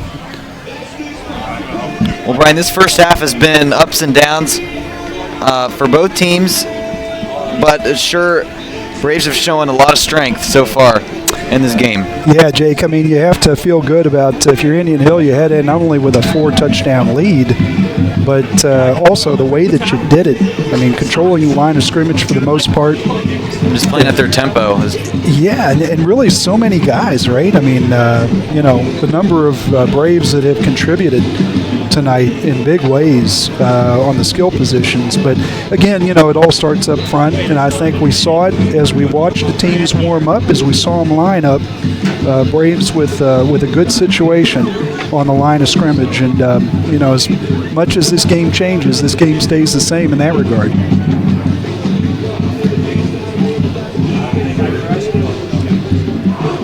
Thing I think I really liked seeing in the first half, Jake, is just how the Indian Hill Braves kind of just got rid of whatever it was that remained, washed that residue of last week's game off, and came out, looked energized, looked confident, and everybody involved. And I think that's the greatest thing about this, just everybody really feeling good about their contribution to this game. And an update down from Stargell Stadium. London up 23-21 against Taft. Last time we checked, they were both tied. Where are we in that one? Third quarter? Third quarter. Okay.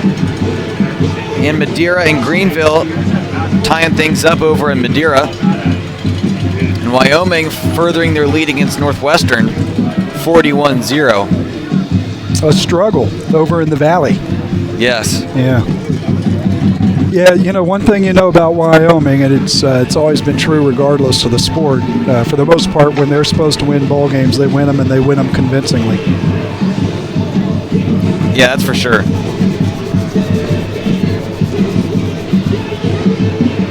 If we took a look at Wyoming's schedule this year, 33, 70, 53, 49, 55, 62, and 44. Yeah. Just consecutively high-scoring games. Oh, and that's football. You're not talking basketball, huh? That's a different story. Yeah, Coach Edmonds doesn't let them run up and down the court like that. No. He demands discipline. So, no, that's great. That's great. But those are high scores, no question about it. Look forward to if things hold and the Braves are able to finish strong here in Wyoming. Back to a CHL second round matchup, just like last year. Not sure where it'll be at this year, though. To be determined, of course. My vote is dome, some kind of a dome. That would be really nice. Let's get everybody on a bus to Indianapolis.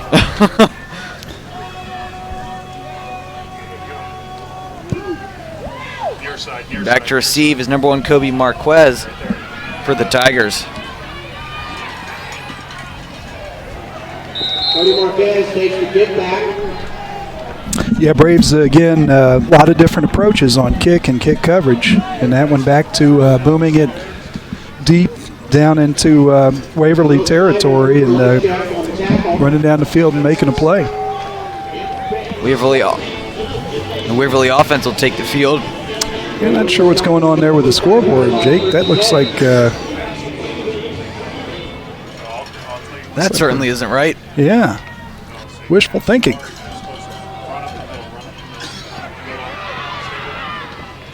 Boy, Shoemaker just continues to make plays. On both sides of the ball. Yeah, he really does. It's a good tempo. Waverly going to get back up to the line and get going, 1st and 10. There's Shanks dropping back. Oh, and Easton Wolf on the reception. Yeah. Nice job. Long throw there over to the sideline. Good arm strength by that sophomore quarterback. 6'3", 185 pounds. 2nd and 2 for the Tigers. Really weathered the storm there in the first half. Off to Shoemaker. Up the middle. Looks like that might be a 1st down. Yeah, good second effort there. I think he did get the 1st down. Waverly coming out with good tempo. A couple of quick 1st downs here as we start the second half.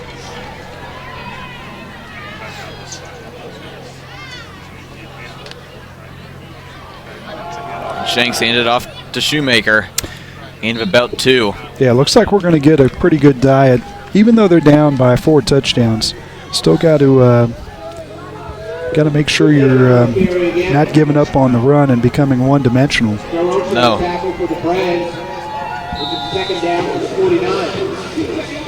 Again, this year, Waverly pretty balanced. Ran it 55% of the time, passed it the other 45%.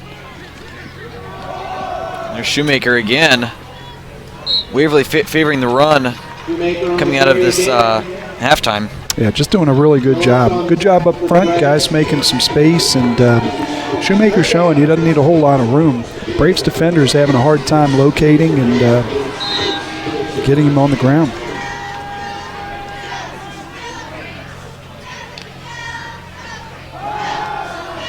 Shanks looking to number 21, Phoenix Wolf. Yeah. Just under an underthrown ball. Interesting. We see him looking downfield, trying to make the connection with Easton Wolf, who was probably 20 yards down the field. Good coverage down there. And check down to the short guy and unable to make the throw.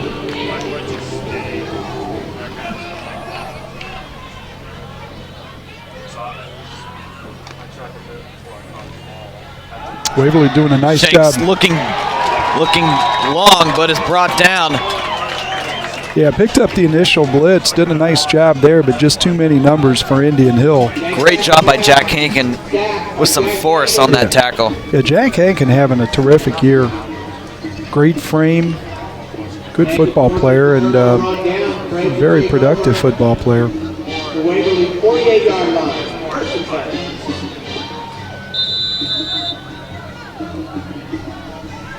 So can't blame Waverly for trying to maintain possession. Really, at a point in the game where, again, we talked about it earlier, Waverly willing to take some chances.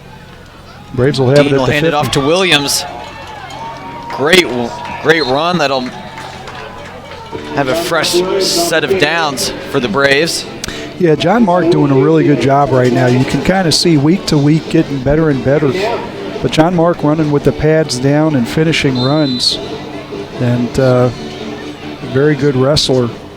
Knows how to use that leverage.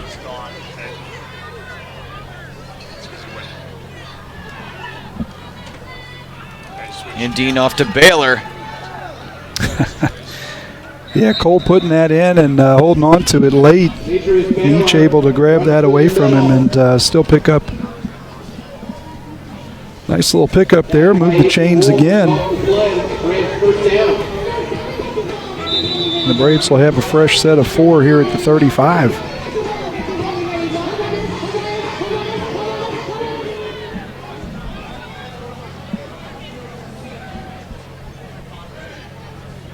Baylor in motion. Dean will hand it off to Williams. End of about 2. Jake, like to congratulate a couple of groups. The girls' soccer team at Indian Hill won the region today. Out in, where was that? Lebanon. Yeah. Against Kettering Alter, is that right? Correct. Kettering Alter. So girls able to do what the boys have not been able to do. No. Which is beat the Alter Knights. The brown and gold go home sad, but the Indian Hill Braves with another great season. And Jake, that's the team that really CHL came down to 1 game with Wyoming. Yeah. But regardless of that, the Braves are still standing. And the Braves winning another regional final. So congratulations to them. Just another terrific year. Jake, you've always said it. The girls are far superior athletically to the boys at Indian Hill High School.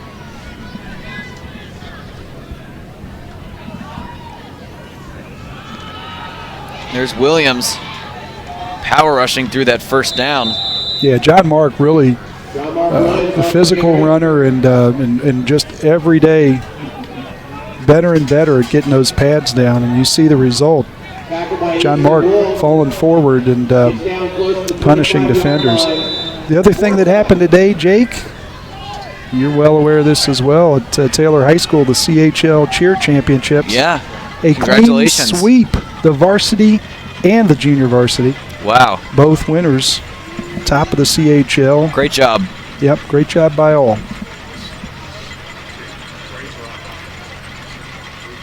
Baylor going up the middle. He's got room to spare. Touchdown, Braves. Untouched. Jake, that's just pure burst. Line doing a good job, but they didn't have to do it for long. Demetrius Baylor hitting the hole, hitting it fast, hitting it hard, and Meach was gone. You know, if you're a school out there, Demetrius Baylor, a senior, not sure what's going on with regard to his recruiting, but something to keep in mind is that Demetrius Baylor came into this season with just 4 carries.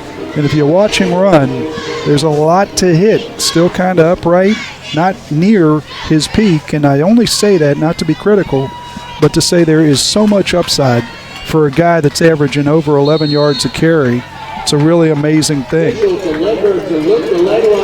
Kick up and good by Luke the Leg Lundberg. As per usual. Let's take a look at Demetrius Baylor scoring the 7th touchdown for the Braves and how quickly he hits that hole and then accelerates. He didn't go untouched because of just great blocking. It was great blocking, but he went untouched because of that and his athletic ability. Demetrius Baylor, again, you know, you think about that, 4 carries coming into your senior season, having been out of the game. And, gosh, you know, you run for 11 yards a carry. That average is probably going to go up after tonight. And you're a guy that's inexperienced, really, with just a tremendous opportunity. If you think Demetrius Baylor is a good football player right now, you'd be right. But if you think about where Demetrius could be in a couple of years, it's a really incredible thought. This guy could just get much better. His ceiling really I don't even think it's calculable at this point. No.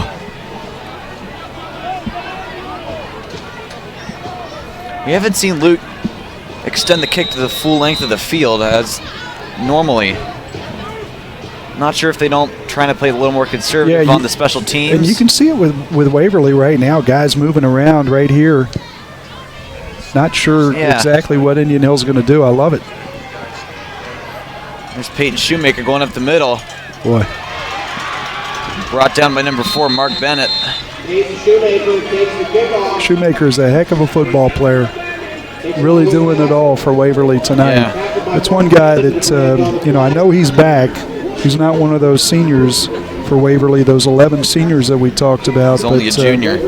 Yeah, but he's a guy that's playing like he's a senior, playing like it's his last football game. Really, really, really impressive.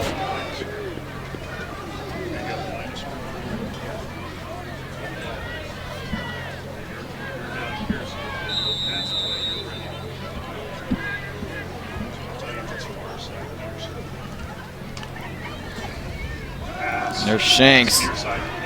Looking further down to Shoemaker. Trey Lopez knocks him out under his feet.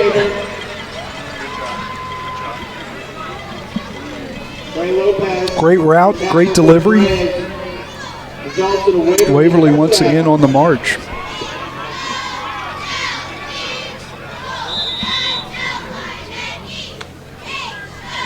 There Shanks hands it off to Shoemaker, but is swallowed up immediately by Demetrius Baylor.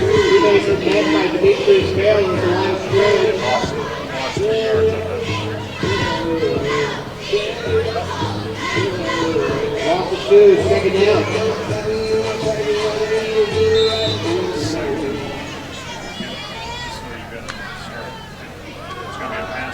And there's Shanks forced almost out of the pocket. Flag thrown. Yeah, there's that tight end we talked about. Zeke Brown with the reception. Yeah, just a sophomore. Looks like we might have a lot of pressure right there. Good job to get rid of the ball, but might have gotten a little help. And part of that help might have come from a hold.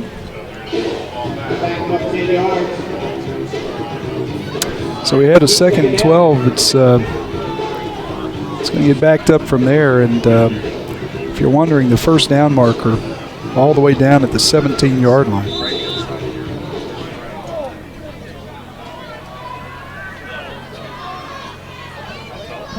This is second and really, really long. Looks like it's going to be a pass. Near side again. Number 10's When Shoemaker forced out of bounds with authority by Demetrius Baylor. Yeah, Shoemaker doing an excellent job. First, doing a great job of slipping out unnoticed. I mean, you think unnoticed, gosh, the guy's been the offense. Yeah. But doing a great job getting lost out there in space and not only making the reception, but turning it on, making the first guy miss, and taking some punishing hits here and getting up. Doesn't seem to mind it. Shanks looking long for it. Oh, great job by Trey Lopez on the deflection. Number 21, Phoenix Wolf, just didn't have a chance due to Trey Lopez's lockdown defense. Yeah, nice job there by Waverly. First to pick up the numbers. So many Braves rushing the quarterback that when Shanks was able to make that throw, he did have a man down the field, did have an opportunity to make a play, and a good play on the back end by Trey Lopez to erase it.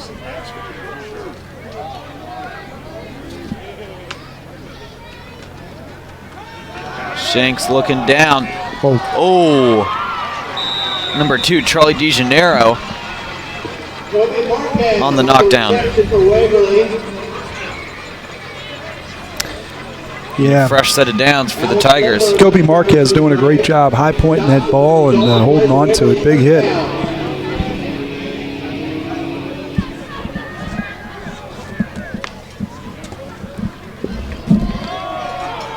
And there's Shoemaker just getting swallowed up by the Braves defensive line. Shoemaker on the carry. met by Jones at the line of scrimmage. Yeah, we really felt like coming into it that Waverly is going to be able to move the ball, score some points, but we're seeing part of that right now. We're seeing some guys that they got a lot of guys that can make plays. Nice protection Shanks there. looking down to number 21, Phoenix Wolf. Wow. And that will be a touchdown Wow, for the Jake. Tigers. What a throw by the sophomore. Nice throw, and Phoenix getting those feet in bounds as he's running out of bounds. Yeah, Hayden Shanks. Holy smokes. I mean, what a throw right there. And Waverly doing a much better job of picking up that pressure and just giving him enough time to get that ball out.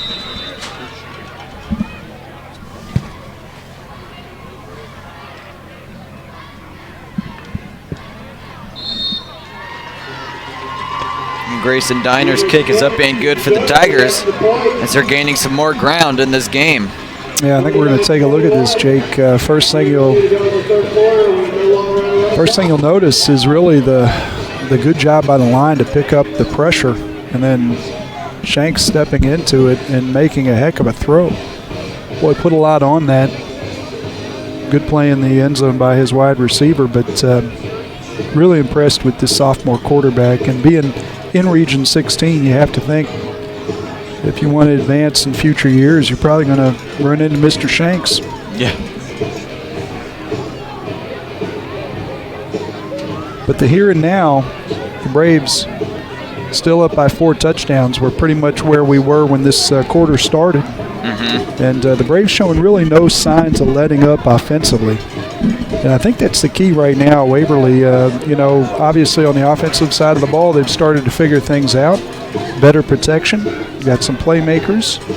The quarterback is playing really well.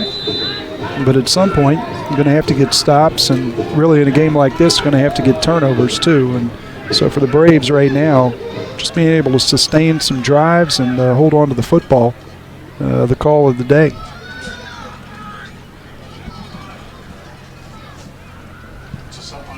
Onside kick. Nice job by Alex Lindbergh on securing it. Yeah, good job by Alex Lindbergh. Good job by the Braves coaching staff. They'd seen it before. Waverly's done a good job. They really executed that first one very, very well. Almost came up with the football. Looking to do so there. And, I think right now, again, Waverly early in the game, and I like it. From the second quarter on, really willing to take some chances to get back in this game. Let's see if the Braves can sustain and eat up some of this clock. John Mark Williams powering through the defense. Gain of about 6. John Mark Williams takes the ball. Yeah, just can't say enough about John Mark and his technique. He looks the part, and he certainly has all the characteristics, but the last thing to come, obviously. You can be a very strong, athletic, running back, but really to learn how, timing-wise. He's very comfortable right now and getting better with every carry. Dean hands it off to Baylor. Sweeping to his left.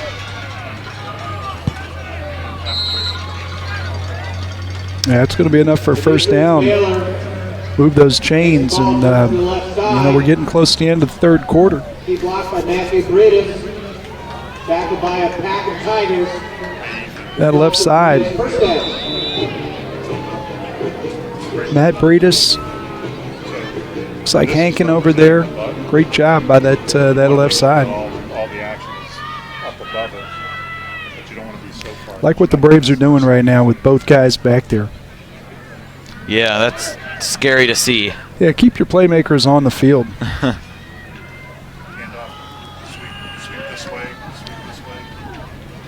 John Mark Williams on the carry. The other thing I like about it is these are guys that care about each other and, good teammates and guys that want to block for each other, want the other guy to have success. And that really has been the key this year to both of them having just a great senior season. I know Meach, gets a little more attention, based on the explosiveness, the yards per carry, the number of touchdowns, things of that nature. But if you look at them as far as the number of carries they've gotten, and that's really where you get into the coaching staff and the confidence level of the team and all that stuff, guys pretty evenly distributed. And they are a partnership, no question about it. No. Neither one would be two-headed monster. Yeah, neither one would be as good really without the other. I mean, the number of carries, you know, one of them has a few of them, gets tired, comes out, the other one goes in. Incredibly important, and the coaches have really played that extremely well this year. And I think the line loves it too. And especially you get into a situation like this where you'd like to take control of the game. These guys want to run the football.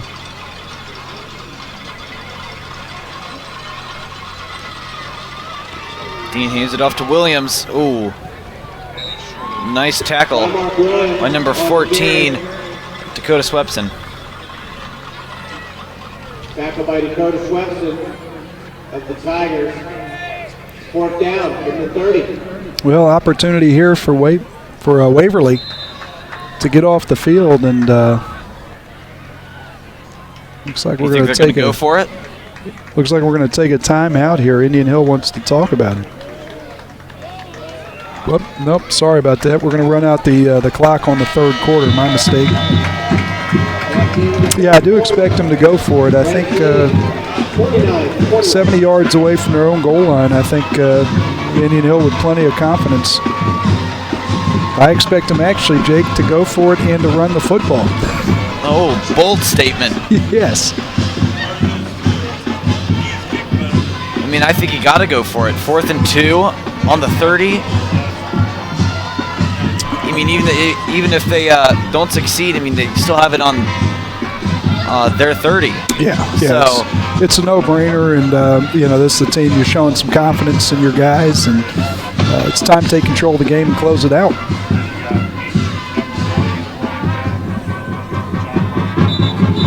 I think the Braves, if they're able to pick up this 1st down and continue to march, I think they'll do just that.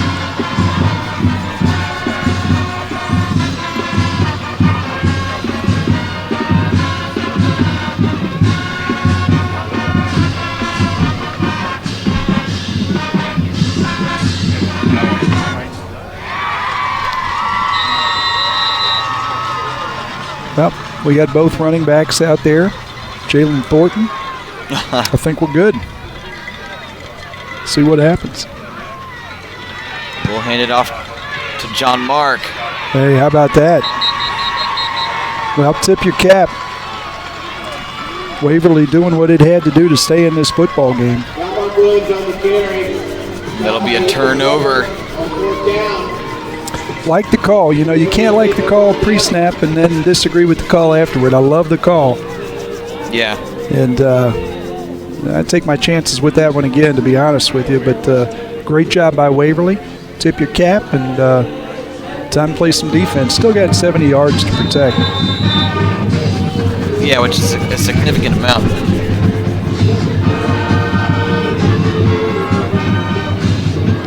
Yeah, under 12 minutes left in this one. At this point, still playing the clock a little bit here.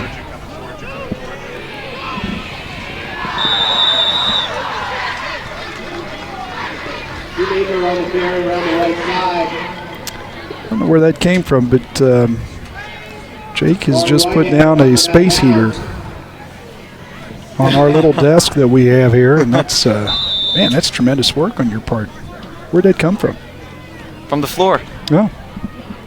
I hadn't felt it. Hadn't felt it. Hayden Shanks looking Wow, long. that's a beautiful ball right there. Wow. Oh, and looks like Amari Whitehead almost brought that ball back down. Yeah, Amari with a nice job there. But similar situation for Waverly. You know, you throw it up to a guy like Easton Wolf, and usually something good's going to happen or nothing's going to happen. Good athlete to go up and challenge for that football. That's a pretty ball.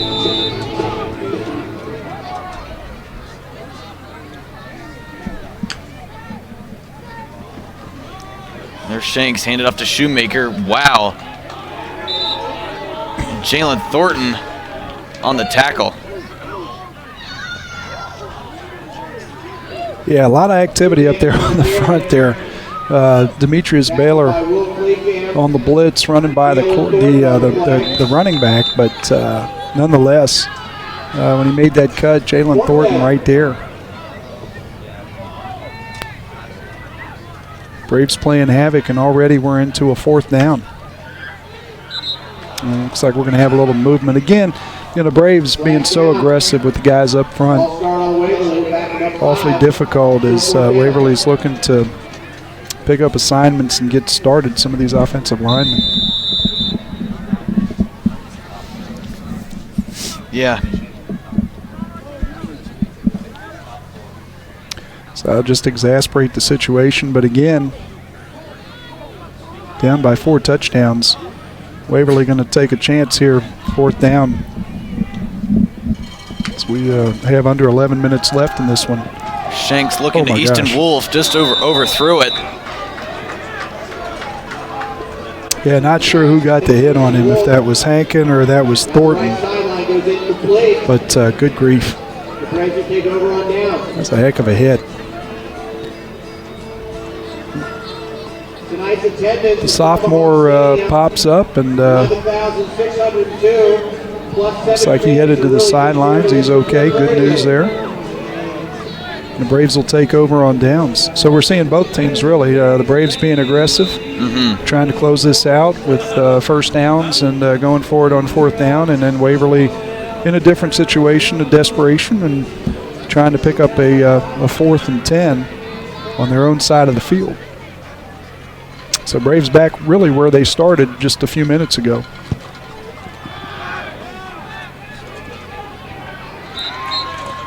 Wow, a nice tackle by number 60 for the Waverly Tigers, Isaac Hagley.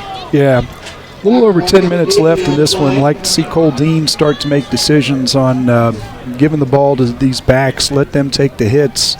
If things stand, and we have every reason to believe it will, up 4 touchdowns now with just over 10 minutes left in this one. Good chance they're going to be playing Wyoming next week, and quarterback's a very, very important commodity. And some guys that are built for this punishment, Baylor and Williams, like to see him handed off to them.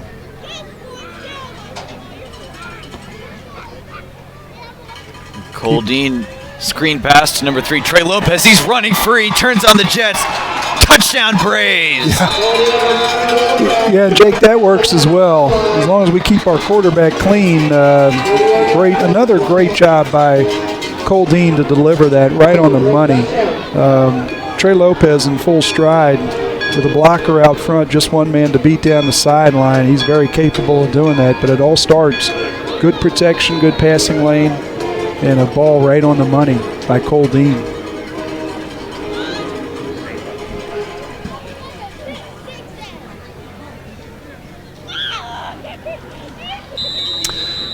So a week after the Braves scored just 7 points against Wyoming, they come back and looking to put up their 56th of the night. Kick is up and good. Yet again. Yeah, they say it's a funny game about a lot of different games. Football's no exception. It's a funny game. Amazing how you can have back-to-back weeks from an offensive standpoint. But again, some things that work out well for them, the matchup, the weather, etc. We're going to take a look at this. Trey Lopez getting to the outside, but again, the key is where that ball, great block by Luke Hammonds. Luke Hammonds getting out there. Braves have done such a great job this year with the guys on the perimeter getting contact and maintaining contact and not getting called for penalties. Luke Hammond really the key to that touchdown. In addition to Cole putting the ball right on the money and Trey just being a playmaker, really put Trey Lopez in a position to just naturally do what he does.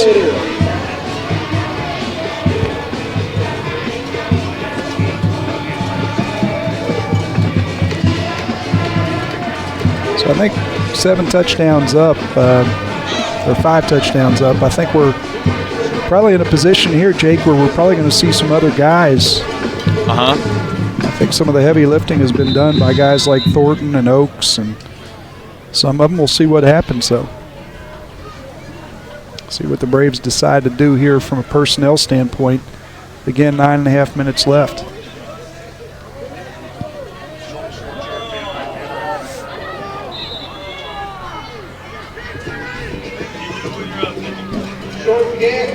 Again, not sure why Luke's not extending his kicks far beyond. I get varying it up and changing it up a little bit, and really putting the kick return team on the defensive, so to speak. But that was a different one right there.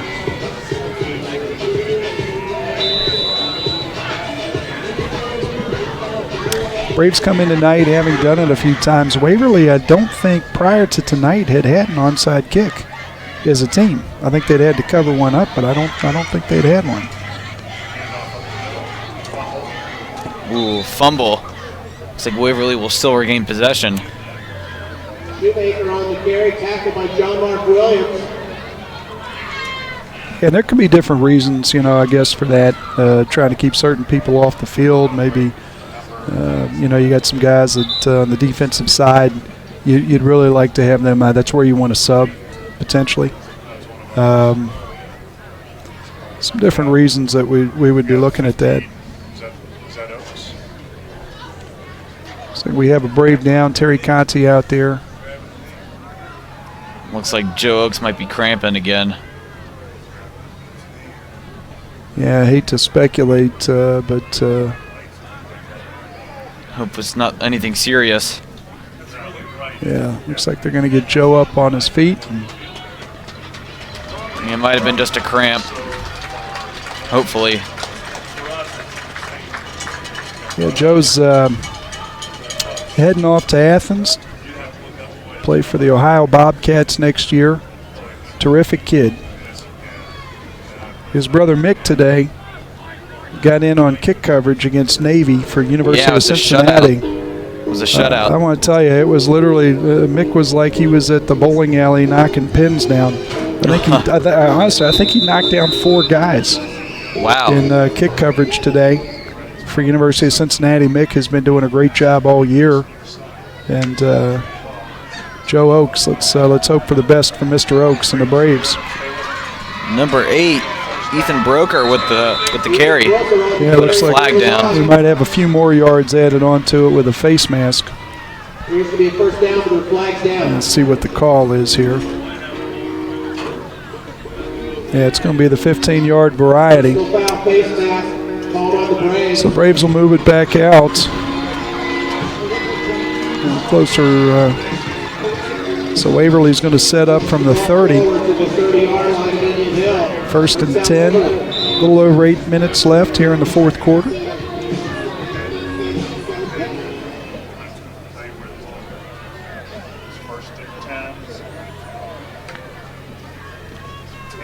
Shanks will hand it off.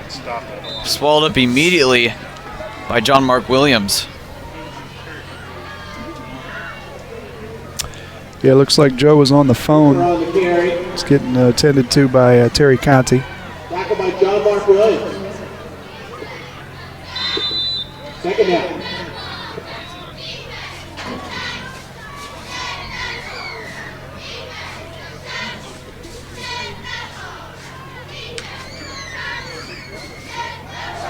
Shank with the play action to number 23, Easton Wolf.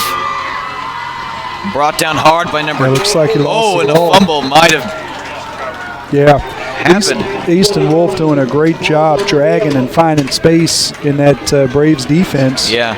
Making a great catch and, keeping his feet and taking a group of Braves to bring him down, but able to strip the ball from him. Let's take a look at that. I think we're going to have a look at that play.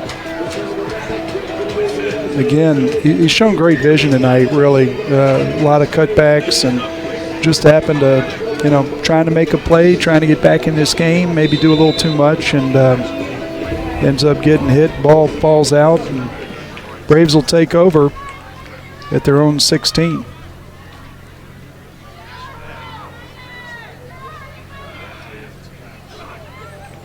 Oh, and a low snap. Not good. Ball on the ground. Yeah, I think the Braves fell on it. No, they didn't. And Waverly recovers.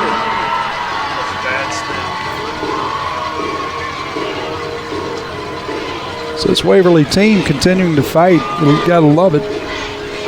Still a 6:47 left. It's not over yet. Yeah. Well, you know, not over. I mean, a couple of things going on here. You got just a little under 7 minutes left in this one, and you know, I think from a score standpoint, Braves in pretty good shape. But you know, right now, Braves trying to stay motivated and trying to stay healthy.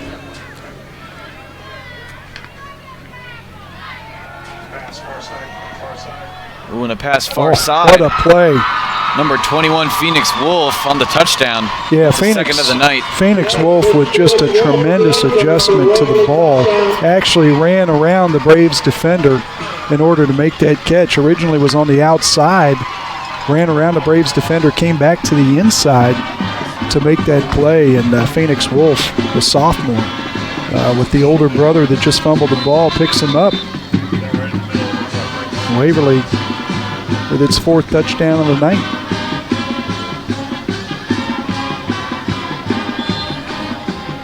PAT's up and good. Yeah, that really was an amazing play. I'm not sure if we're going to take a look at that one. Yeah, I think we are going to take a look at it here. Watch Wolf on the outside and how he adjusts that ball in the air. Actually goes behind and inside the Braves defender. Yeah. Great job. So, you know, 4-touchdown game, Jake.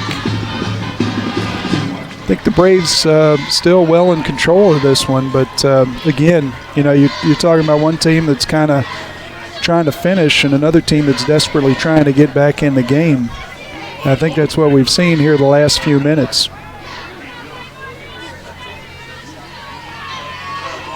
Interesting, if you look down on that Braves sideline, not sure which coach that is. Looks like Coach Walton. Is that Walton? Mm-hmm. Working with Trey Lopez. Trey Lopez, the in coverage on that last play, and immediately going over to that monitor. Not sure if we can get a look at that.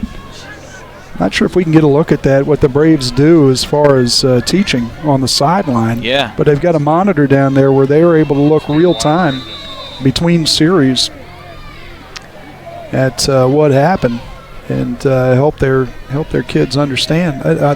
Absolutely fantastic. One went through Peyton Shoemaker's hands and it rolled right out of bounds. Yeah, I tell you what, that was an excellent kick, first of all, and Shoemaker, who's made every play for his Waverly teammates tonight. What's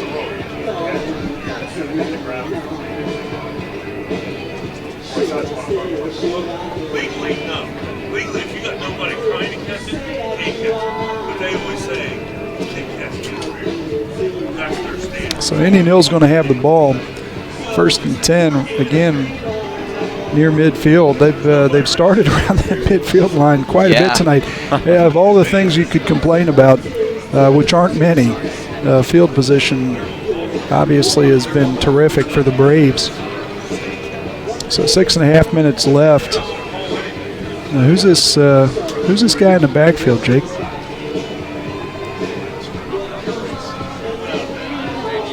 Looks like number 5, Charlie Summerall. It does. Charlie Summerall about to get some work. I think the Braves coach is thinking about what we were thinking about, which is, hey, let's get on another low snap. Cole Dean making something out of Come nothing. on. Oh, jeez. Ooh, and a hard hit. Yeah. From Peyton Shoemaker. Yeah.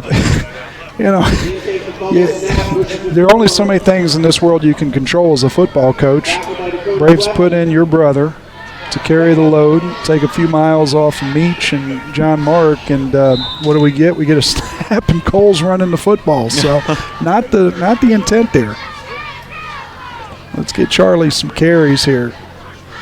And there's Summerall up the middle. That'll be a first down for the Braves. You know, you think about obviously next week, and we're thinking short-term future with Wyoming. You know, everybody looking forward to that. I think a little longer term, Charlie Summerall's going to be a load next year. for the Braves, going to get the majority of the carries, and that's going to be another guy that gets in, a little bit deeper into his career as he gets more and more carries. He looks really, really good.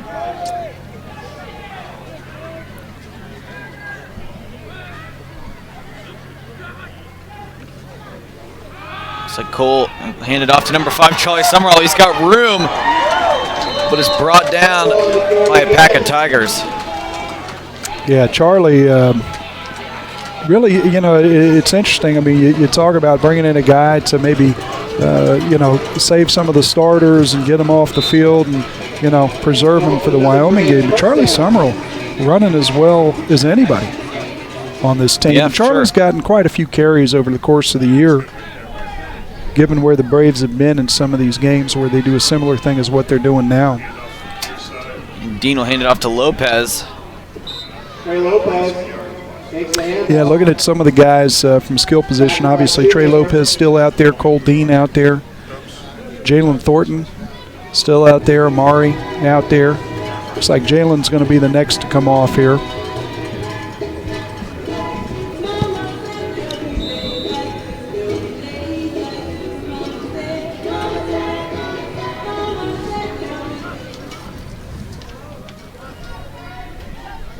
And Zach Oster, who's out there for the Braves to spell Jalen Thornton. And Dean hands it off to Summerall. Yeah, Summerall running Lots hard. of yards after contact. Sure is. Running hard and really a good job finding space. Looks very comfortable out there. Good ball security. So 4 minutes left. Jake, this is going to be our final game of the year. Final home game for the Braves. Final home game for these seniors. Yeah. Just thinking about some of these guys. Sad to see. Demetrius Baylor playing his last game here at Tomahawk Stadium. You're going to play another game. That's the great news.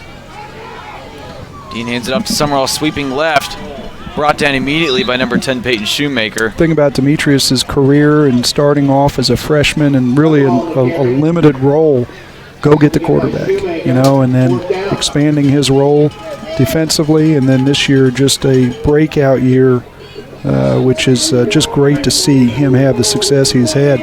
Jalen Thornton, regardless of the sport, whether it's football or basketball, one of the best teammates you could ever have. Just a terrific kid. Headed to West Virginia, really excited about Jalen Thornton. Again, his Mountaineers beating the Texas Longhorns today. Dean off to Summerall, up the middle. Cole Dean, a senior playing his last game here. You think about Cole Dean and replacing Reed Eichholtz. You go from a guy, a 6'5" guy that looks like he's a college football player on a high school field, and you replace him with a guy that's 5'9", 170, and everybody says, well, I wonder how that's going to go. Well, I'll tell you how it's gone. 2 playoff appearances, playoff win under his belt, and he's just done everything they could have possibly asked him to do. Cole Dean's done a great job. Jason Clark's had a fine career. Just a great teammate. Looking down the list, Cooper Leschek bringing speed and athleticism to the number 16, following in the footsteps of his good friend. And Cooper Leschek, terrific wrestler, going to be wrestling at the next level. But Cooper, 4-year player here at Indian Hill. John Mark Williams every year has expanded his role both sides of the ball, and about as solid a performer and as good a teammate. Another terrific wrestler. Not sure what he's going to do in college. Could do either, really. And Dean off to Summerall. Swallowed up by the Tiger defense. Summerall doing a great job of giving us time to talk about these seniors. Senior Graham Weiler. Graham been through quite a bit with health issues and other things, and another guy that's given this program 4 years and just been terrific. Played a lot of different roles on this team. Great teammate, great career for Graham Weiler. Cole Warbrick, we talked about the season that he's had on the defensive side of the ball this year. A big hitter, and he's had a fine career. Well, we got a pre-snap flag penalty. down. These guys are It's like making a false start. These guys are making it easy.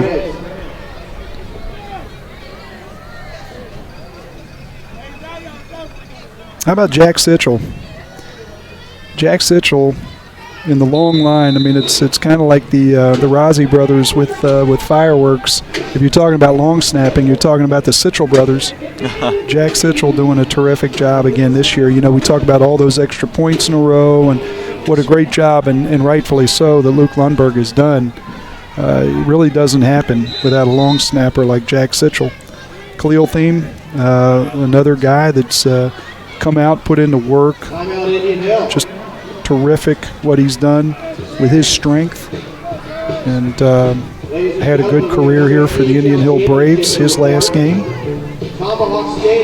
Joe Oakes, we talked about him going out to Athens to play for Ohio University. Joe Oakes, another one. You know, his brother Mick, just as good a people as you can possibly imagine. Joe Oakes going to be missed by this school, not just for football. Jack Hankin, how about Jack Hankin and how good he's become as a defensive end? Jack Hankin in that frame too. I mean, you're talking about a guy 6'6", 235, and athletic. He can run. He's very flexible. It bends. I mean, he's a good-looking athlete. He really is, and he's been very productive for the Braves. A lot of starts and a lot of great play by Jack Hankin. Going to miss him. Nick Malloy, you know, and a lot of these guys, you might not see a lot of stats and a lot of great moments on the field, but you know, you think about what they do every day in the weight room and the kind of teammate they are. Nick Malloy certainly falls into that group. Braves looking to Amari Whitehead. I think he did. Yes, he did. For a touchdown.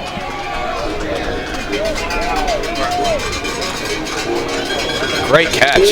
Yeah. Well,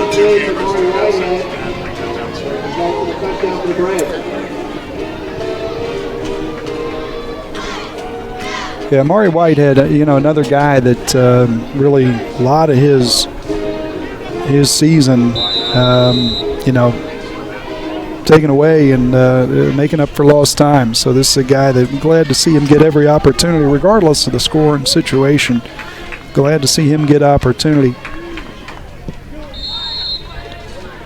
Kick is up and good. Another good snap, another good hold, another good kick.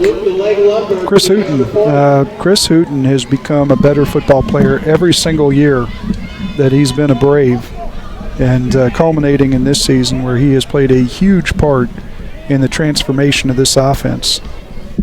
Let's take a look here at Dean making a nice throw right over the head of the official. Nice job by the official not to catch that one right in the noggin.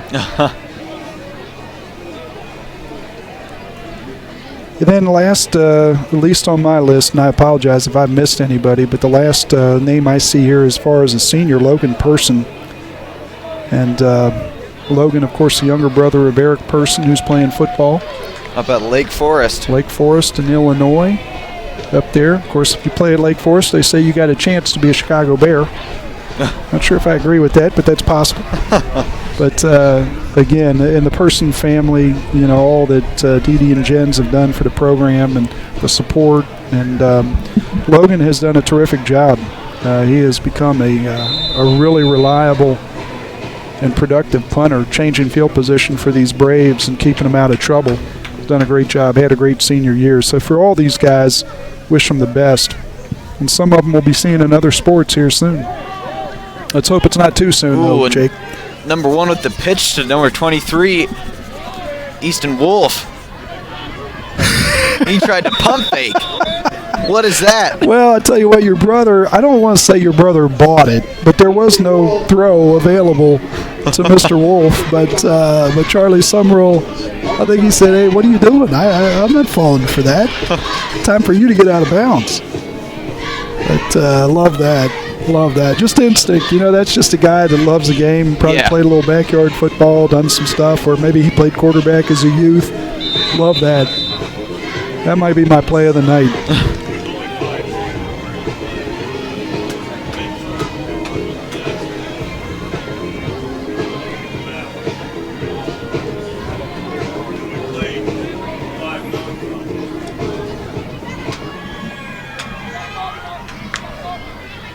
Also like to thank this coaching staff. We mentioned it before, but a veteran coaching staff, Tony Arcuri and what he's done to change things here year-round. Larry Eli, John Maselli, Jeff Ball, Guy Westmoreland, Matt Walton, Paul Jenny, Bob Odom, Brad Hamilton, Love Ham, Antoine Peak, and Ethan Arcuri, the son of Tony Arcuri, who, like his dad, helping these Braves get better every day. And signing off from Tomahawk Stadium, Indian Hill Braves 63, the Waverly Tigers 28. This one belongs to the Braves, Brian. Jake, it's been great working with you. Great working with you too. I'll see you in the gym. You're going to run quite a bit tomorrow. That's for sure. Well, Wyoming has beat and advanced on to the second round, so the Indian Hill Braves will square off against the Wyoming Cowboys for yet another rematch. Signing off from Tomahawk Stadium, I'm Jake Summerall. Joining with me is Brian Shaw. Good night, everybody, and drive safe. Everybody is invited. Hey, Ethan, we need to take Stephanie that the camera Weiler and for put it first break after the game. Thank you, everybody. Drive safely. The frame of that thing doesn't get hot. You know how to get that off there? Here, I'll show you real quick. This is what matters. This is what matters. This is what matters. This is beyond X's and O's. This is the difference mutual respect makes. This is what character looks like. This is what defines us in Ohio. This is sportsmanship. School sports. It's not the outcome that matters most, but the way the games are played. This message presented by the Ohio High School Athletic Association and the Ohio Interscholastic Athletic Administrators Association. Exclusive coverage of tonight's game on the Indian Hill Television Network has been a copyrighted presentation of the Indian Hill High School Video Department.